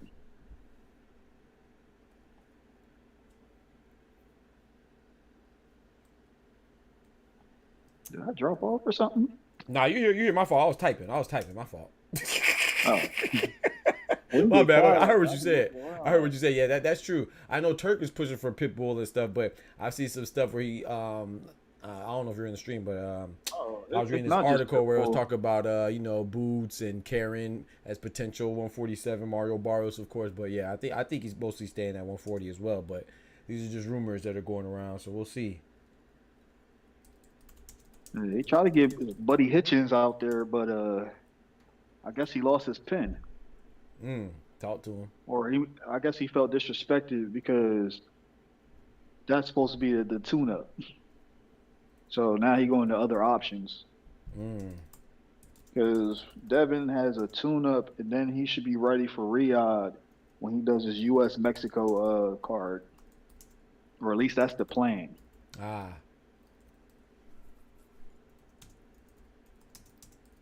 So as far as the Riyadh thing, they talking about him, well, Isak, or damn it, what's Teal mandatory? Buddy that technically lost on his last card with Ryan. Talking about Barbosa, but he's fighting Jose. Yeah. He's fighting Jose Carlos Ramirez already. I think they have a date and everything. I could be wrong about that, but I believe so. No, he is, but the Riyadh, like the U.S. versus Mexico thing, he's planning to do that next year. Oh, okay. I see what you're saying.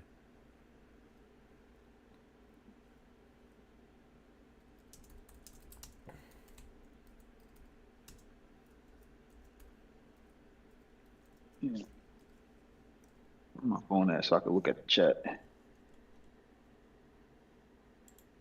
My bad, everybody. I'm at work still. No, you good, bro. I'm over here typing still, so I always forget to, man. I wish I could make this like automatic, man. I keep forgetting to pin this message, man. Please don't forget, if you enjoy the channel and enjoy the content, man, please help us grow, man. Like, subscribe to the channel, like the vid, share the video, share the channel to everybody that you know that likes boxing, man. Even if they don't like boxing, if they like handsome black men with dreads, you know what I'm saying? Hit them with the hit them with the link as well. Pause. Man, out here making passes. What? Hey, yo. You know, and also please, if you want to support the channel even more to help us grow and help us continue, you know, doing our thing and, you know, get going live on the daily, please consider becoming a member to the channel for only $3 a month. Hitting the Cash App that supports the channel right there. You see it going down at the bottom. And also drop a super chat, man. Like my boy Dub, man. My boy Dub came through dropping that $2, man. That bread, that butter, that cheese. These biscuits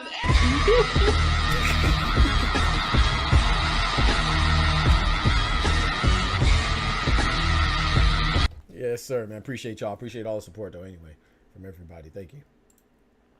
One of these days, I'm going to remember to get on my computer. Man, you good, bro. You do enough, brother. Nah, you do enough, brother. I appreciate it, man. You definitely hold me down. Where's Savage? I don't know. She DM'd me yesterday. I ain't hear nothing from her today. Yeah, I actually know Savage. Shout out to Savage. I actually know her from Twitch when I used to be on Twitch. I want to see Canelo versus Shishkin, Vladimir Shishkin. I mean, I wouldn't mind it, but like I said, I'd rather see Canelo and Benavidez. If not him, if he beats Berlanga, I would like to see him fight maybe Billy, man. If Billy beats Derevyanchenko on this weekend, I wouldn't be mad at Shishkin though. Nah, I wouldn't be mad. Bacoli. Biscuits, dropping down biscuits. Bacoli. Well, every time I hear Bacoli or see his name, I think of that little meme joint of him dancing in the gym. Hey, got too much. Did you see that stuff? That joint funny. Nah, I ain't see it. You gotta send it to me. I ain't seen that. Oh, I'll definitely send you that. I bet. Appreciate that like, Langus. Thank you. Yes, sir. We're at 1,583 subs. You see it at the top, man. We're trying to get 1,600. Shoot, by the end of the week. Why not? 17 more subscribers by the end of the week. That ain't nothing. Yeah, man. Trying to get 2,000 by the end of the year. You feel me? Good Lord willing, man. All in God's plan. Bacoli definitely had the extra gravy on them biscuits. Yeah, he did. That's a fact, Smoochie. I was more than the two-piece. Two-piece and a biscuit. Got the wings, the thighs, all dark meat, too. Got the legs and the thighs, all dark meat, boy. I seen somebody mention Cool Boy versus somebody earlier. I'm trying to think of his name. You said who? Bacoli versus, was it Zhang or? No, they say Cool Boy and Cool Boy. Oh, somebody. Yeah. In the chat? Yeah. Oh, they said earlier. Yeah, they said I remember you told me. He said Elijah Pierce. I wouldn't recommend him fighting him like in this year because I'm gonna just keep it honest with you. He's looking bad. I think Inoue gave him a case of the CTE, and I don't want to see him go in there with somebody like that's a legit threat. He need a light touch or two. Right. And there's nothing wrong with that either, man. We gotta stop knocking fighters when they do that, man. It's just, you know, as long as they don't be talking crazy while doing that. I told you the way Andy put him down in the gym, I was like, shit. Put him down easy. Dub says we was talking about his belly, then he threw Anderson out the window. Yeah, we was talking about his belly, right? He had the belly with the plaid shorts too, bro. He was looking bad. I ain't gonna lie. But Coley was looking bad, bro. He had the belly, then he had the plaid shorts on too. Come on, bro. What are we doing, man? You know them African brothers don't be dressing though. That's a fact. Well, get off my African brother and sister. But yo, you're right. Like when they be wilding sometimes. Their national attire be dope. You know what I'm saying? Yeah. But yeah, when they try to Americanize their fits, they be looking, yeah. They be missing the Lowry seasoning. Yeah. You ain't lying. Well, at least a little adobo or something. Ooh, I don't think if what Ty is saying is true, he better stay away from Shock. And Shock bigger too? No, sir. Cause Shock at what, 130, right? Yeah, Steph at he's still at 126. He's still at featherweight. Right? Yeah. Yeah. Steph is moving up to 126 right now. Yeah, moving up. I shouldn't say still at not still, but he's going. He moved up to featherweight. Yeah. But him and Shock, nah, buddy. No. Yeah, she must be talking about Steph Curry. Not Steph Fulton, not Stephen Fulton. She talking about Stephon, right? Hawaii shirt, plaid pants, and flip flops. I'm telling you, duh. With a little bit of Jaffe Rice in the back. Yes, sir. Shout out to my brother and sister from the Democratic Republic of Congo. He got a hero's ranking, much deserved. Huh? I said I need to see him with F.A. F.A. Ajagba, my Nigerian brethren, man. Big up Nigeria, man. That'll be a good fight, yeah. Definitely be a firefight. Yeah. I got Bacoli. I do too. Yeah. Even though I can't let my pops hear me say that because, you know, that's my Nigerian side, you know, F.A. Ajagba Nigeria, but I got Bacoli, man. Shoot, speaking of F.A. Ajagba, that guy that he fought last at those controversial win, he's fighting. Is he fighting on this card? He's fighting soon. Let me look it up. He's fighting. I just saw when they announced it not too long ago. I don't think it's this weekend though. Yeah, he is on this card. Yeah. He's fighting Arslan. That should be a good fight. He's fighting Arslanabek Makhmudov, the guy who Ajit Kabayel derailed. Oh yeah. That should be a good one. Yeah, this card's pretty nice, man. So you have we have Christian and Billy versus Sergey Derevchenko as a headliner. Excuse me. We got Abdullah Mason on the card. I can't remember who he's fighting. We got Osley Iglesias, you know, the up-and-comer 168 that people are very fond of. And then now we got Arslanabek Makhmudov versus Guido Vianello. Oh, man, that's a good fight, man. Mm-hmm. That's a good fight, man. That's dope, actually. I forgot about that fight. Yes, sir. It'll be a good card. I hope Okoli doesn't fight Chisora, low-key, my UK favorite. Yeah, I don't want them to fight. I'm no disrespect to Chisora, but you know, he's 43, and I think that Joe Joyce was I want to see Okoli put him in the dirt. That's crazy.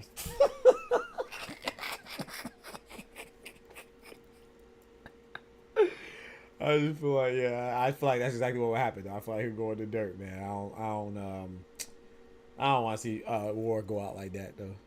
But I mean, I don't know who else he fight. I think, right? Huh?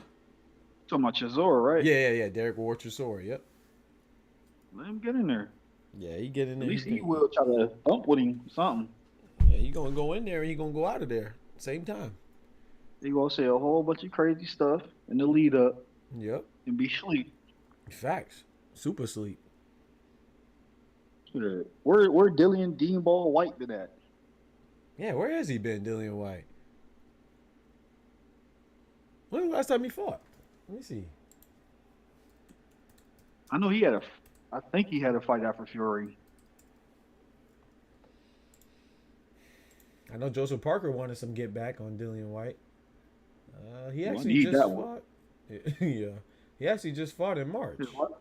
He fought Christian Yeah. Hammer. Who the hell is that? Who the heck is Christian Oh. Hammer? I know who that is. Who the fuck is that guy? Who the fuck is that? Must be No trying to damn get well y'all who I back. am. Who the fuck is that? But he a solid, journeyman, as they would say. Journeyman from Germany. Yep. I want to say he's I feel like I probably seen him before too, because looking at him, he fought. I had to have seen him before. I watched too much boxing not to see him, because he fought Dylan White, Joe Joyce, Frank Sanchez. I just don't remember his name. He fought Tony Yoka. Yeah, he fought Louis King Kong Ortiz. Yeah, I definitely seen him fight before. Yeah, I just don't you remember. probably seen him on that King Kong Right. mixtape. He fought Alexander Yeah, Perfected too. Yeah, I definitely seen this guy fight. And Tyson Fury. I just don't remember. Hammer made a couple of people's highlight tapes. Let's just put it that way. Damn. But he got a chin though. Somewhat. Yeah. 11 losses, only 6 KOs at heavyweight. That's a guy Fury got caught with the gloves cheating. Christian Hammer. Yep. Okay. Yeah, like I said, I do remember that incident. I knew Ty was gonna say that. Come on, Ty Ruthless. Yeah, what's wrong with this dude? We talking about put him in the dirt, bro. What's wrong with this dude, man? He trying to get Bacoli purged. I mean, he trying to get Chisora purged by Bacoli. Chisora one of my type of guys. I like his mentality, but Yeah, oh yeah. you know what I mean? It's Bacoli. He gonna put you in the dirt. Make it hurt.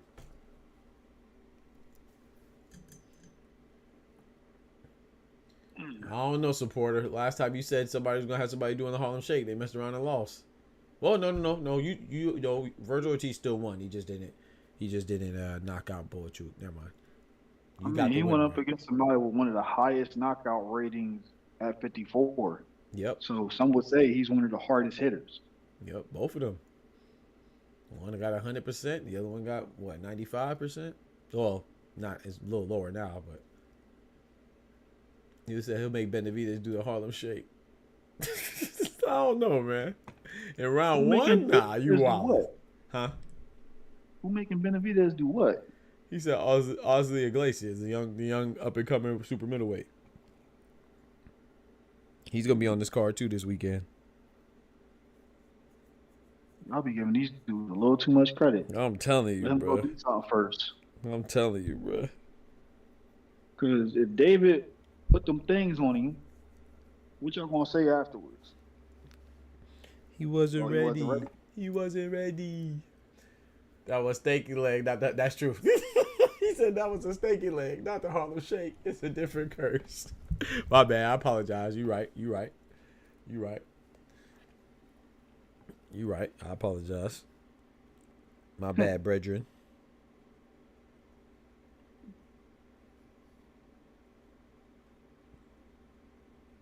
There's one name I saw that was tied to Devin. And I was like, don't do that to him. I can't rep the Dominicans no more if he do that to him. Dang. Edwin De Los Santos. Mm. Would people respect that fight? I mean, they should, right? Everybody saying they want Edwin De Los Santos to. He's a power puncher. Shoot, that's the last thing Devin Haney should fight right now. They better respect that fight, but I don't think they would. No, they're gonna say he's trash, and he was scared to fight. He was scared to engage with Shakur or whatever they're gonna say. Even though he beat the guy who's a current champion at 140 in Jose Rayo Valenzuela, so people just be talking. But yeah, I don't think they would. People would say he did that at 35. Yeah. Look at Devin pulling up a smaller guy from 35. Yep. He said, look up Ozzy Iglesias versus Shevchenko. I may have seen that fight. I haven't seen him. I think he only has 10, 11 fights. I think I've seen him fight once or twice. I want to say twice, but I'm not going to act like I'm too familiar with him. But he's fighting Egbeko, so, the Ghanaian fighter, man, another African brother, you know what I'm talking about? Another country out of Africa, out of the continent of Africa, man. He's from Ghana. If he get 5 more fights, then we could talk about David. Yeah. But if we speaking right now, he better not say David. Neither of the Davids. Right. He better say Morrell David or Hasselhoff. Benavidez. I don't know. He could punch on Jose. He can say that Benavidez. Just don't say David. Right.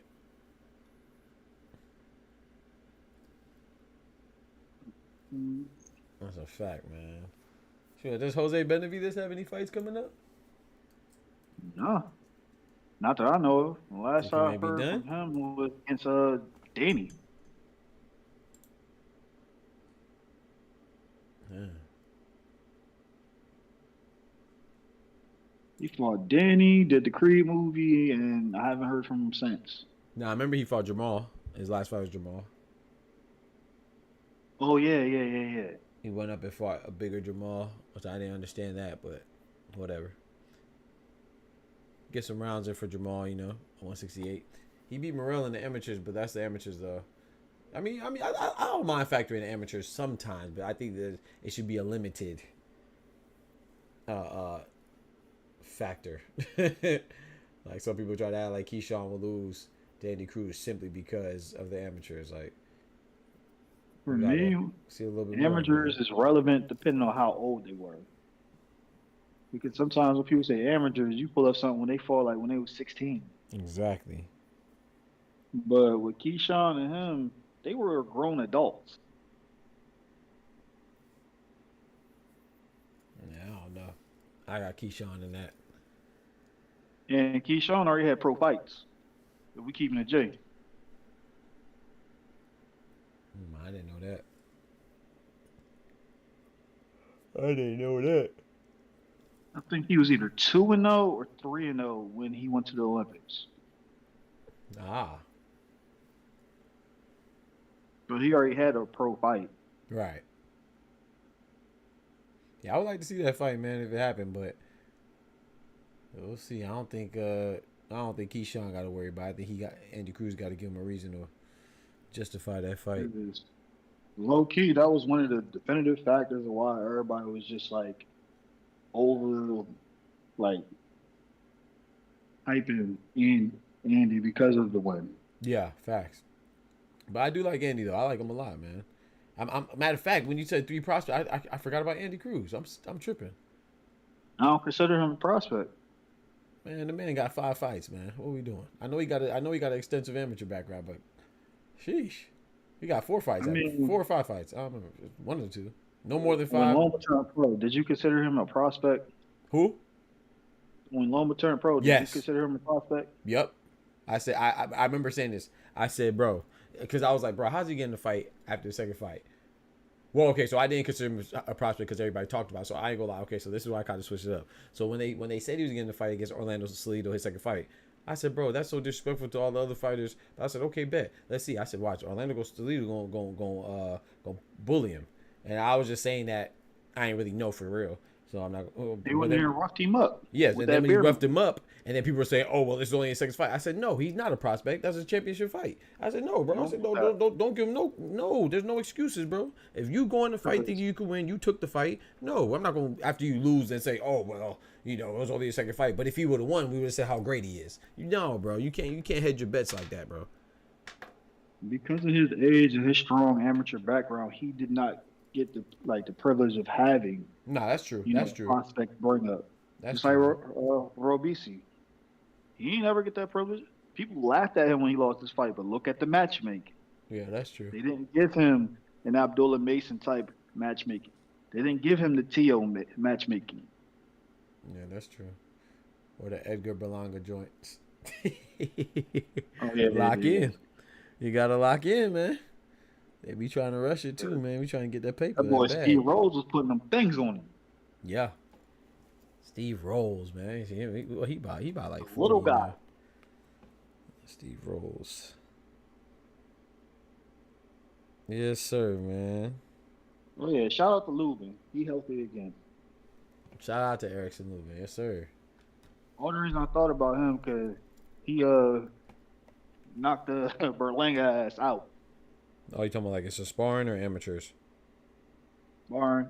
Ah. It used to be a tape up there, but you know, Bob sent that cease and desist out. Got that shit removed off YouTube. Shout out to Bob, man. But that's what you get for playing around in the gym, not wearing your headgear, thinking you that guy. Yeah. I'm kind of excited for that Canelo Berlanga joint, man. Oh, man. I'm excited for that overall card. Yeah. Yeah. I can see Caleb Plant Every time I return. think about it, it just tells me business is at play. Maybe. Oh, yeah. Did I give you a Danny update? Nah.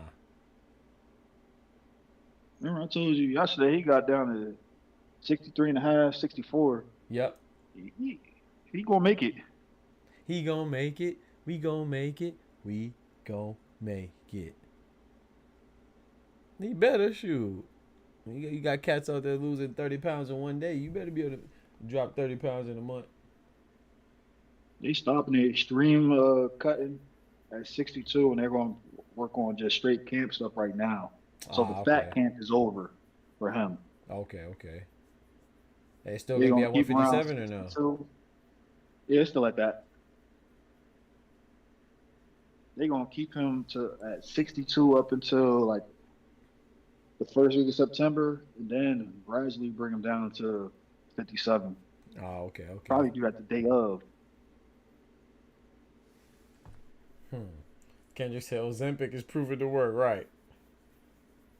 I'm not going to say it's the Ozempic, but just know it wasn't ashwagandha. Yo, that ashwagandha, huh? Okay, you know who else is on that ashwagandha too, huh? We people who are on the juice he was on that discuss ostrich real juice. athletes. That's all. He was on that what? That ostrich juice. We do not let drinking people who are ostrich milk. on the juice discuss real athletes. That's all. We do not let people that's on the juice. I'm gonna be killing this one every time Ryan Garcia name come up.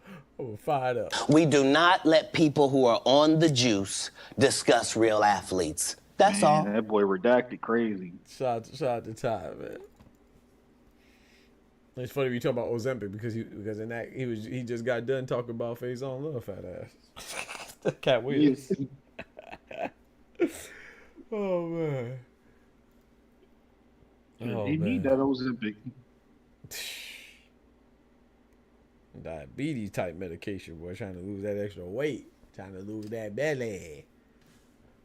Better hit that gosh dang treadmill, hit that block, hit them stairs, hit them hills.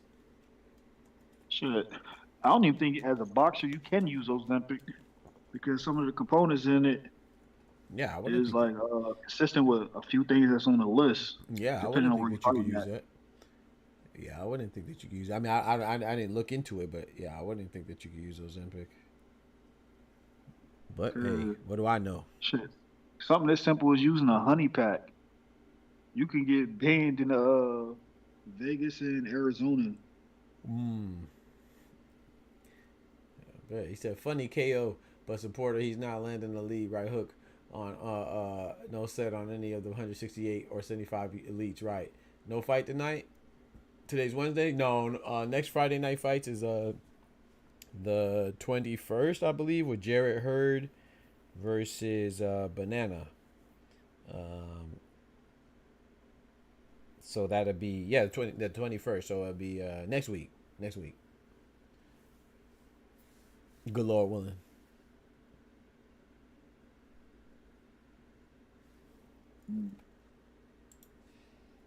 Yeah, facts, Kendrick, facts. I mean, let me make sure I'm not lying to you, though. Smoochie, let me make sure. I'm sitting here thinking of all the stuff that could get you popped. Yep, the 21st. Yep, so next Wednesday, good Lord willing, against Rosario. Yes, sir, man. But, Chad, I'm going to try to go ahead and start making some more videos, man. If you haven't checked out my video, please go check it out. You know what I'm saying? I dropped 2 videos today. About to go ahead and call it, man. All right. I'm trying to get some stuff done, man. Unless there's something else you want to talk about. Red Bull can get you popped. Oh, word? Yeah. Give you wings, huh? I mean, Red Bull, Luis Ortiz got popped for his blood pressure medication. Yeah. I was gonna say, yeah, some of that stuff is tricky, man. You just gotta, do your due diligence, man. So that's why I say I'm not hard on everybody that pops, because sometimes it could be accidental. But I'm very big on you proving that. So when you say stuff about Cinnamon or Alicia, hey man, they went to court, bro, and proved that it was unintentional what you did. It's very important you show your proof of work, Right. especially in something as simple as you sipping on a Four Loco. You think you drinking with the friends, the homies, and all that. For local. Or you can be like Alicia and be having one of your visits with your boy, and he off that honey pack, and now you in trouble. You know, that good stroke. Can't even hide that in the NCAA. Hey. Alicia Baumgartner. I got something to add to that, but I think I might have to say that to you off stream because it sounds wild. But it's on par with it because it's interesting because it's like, all right, so in order for that to be like legit, that means old boy, you know what I mean, he shot the club up.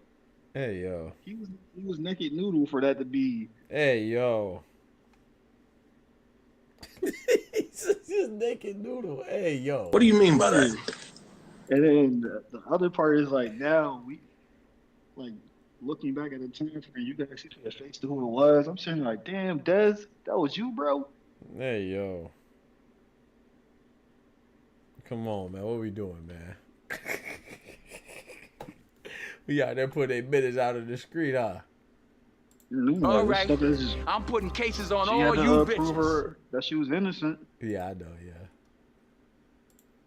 At first, I didn't think it. I thought it was some bullshit. Right. When you just like skimming through stuff, it really didn't make sense until you think about it. There's a lot of stuff that we can pass to women, but don't go the other way. Facts. A lot. Shout out to the ladies out there, man. It'd be hard for them, man. It'd be hard for them sometimes.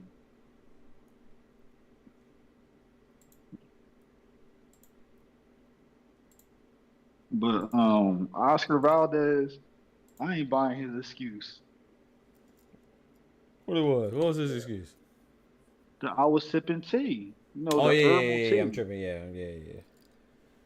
That diuretic was from that tea. Yeah, all right. He tried to cop a plea and say it was the flat tummy tea, and yeah, that's used to burn fat and all, but it didn't have the same components or whatever he had in his system. He had the extra ingredients. And WBC gave him a pass.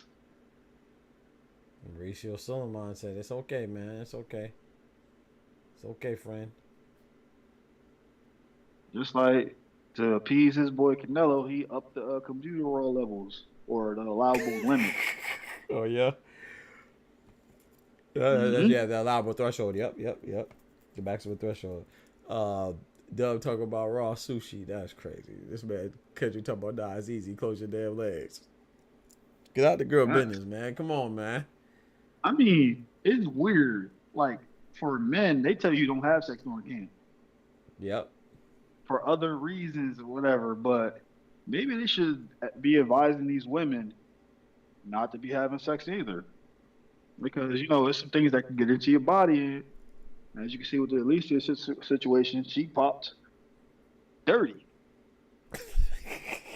She popped dirty twice. In more ways than one. You know what I'm talking about? At least for her, she got the right pop dirty. Like, she got the right pissing hot. It wasn't the other pissing hot. Man. Y'all out here sound like Adrian Broner, man. Leave Alicia alone, man. Nah, AB was wild. He was wild, bro. Yeah, how you can't ride a dudes.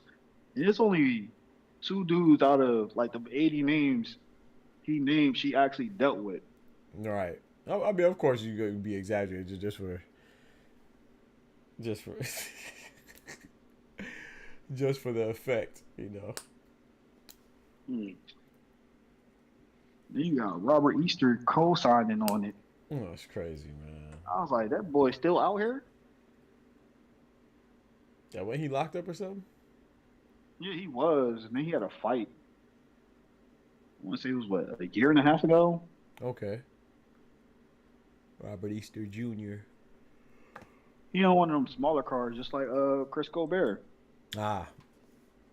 Shoot, man. What the last time Chris Colbert fought? I think he got a fight coming up. This one, I'm not sure if it's one of Danny's cards or one of them lesser known promoters. But he do got a fight coming. That's what's up.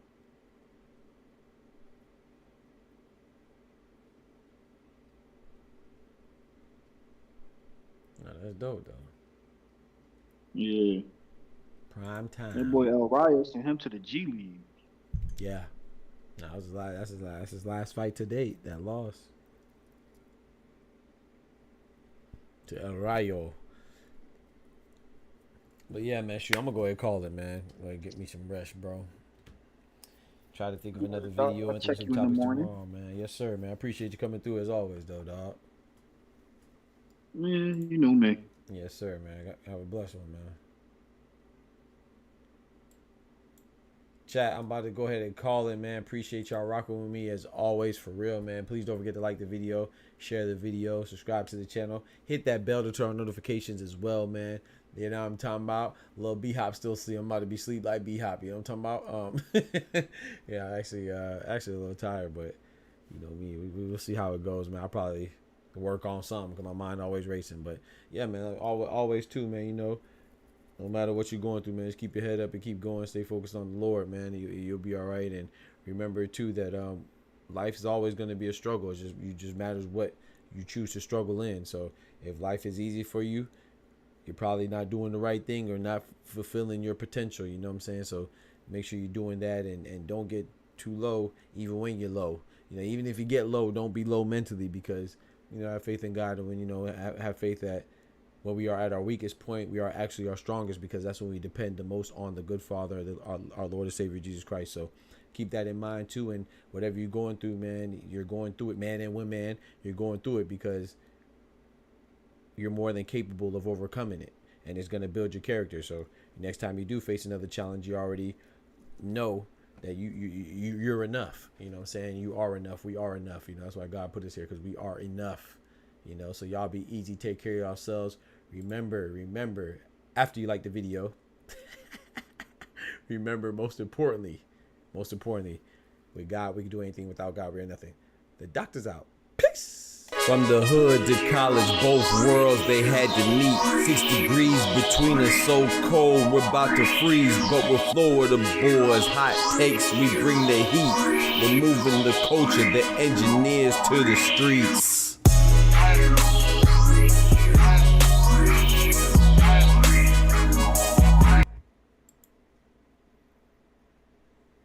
Catch y'all in the morning show, good Lord willing.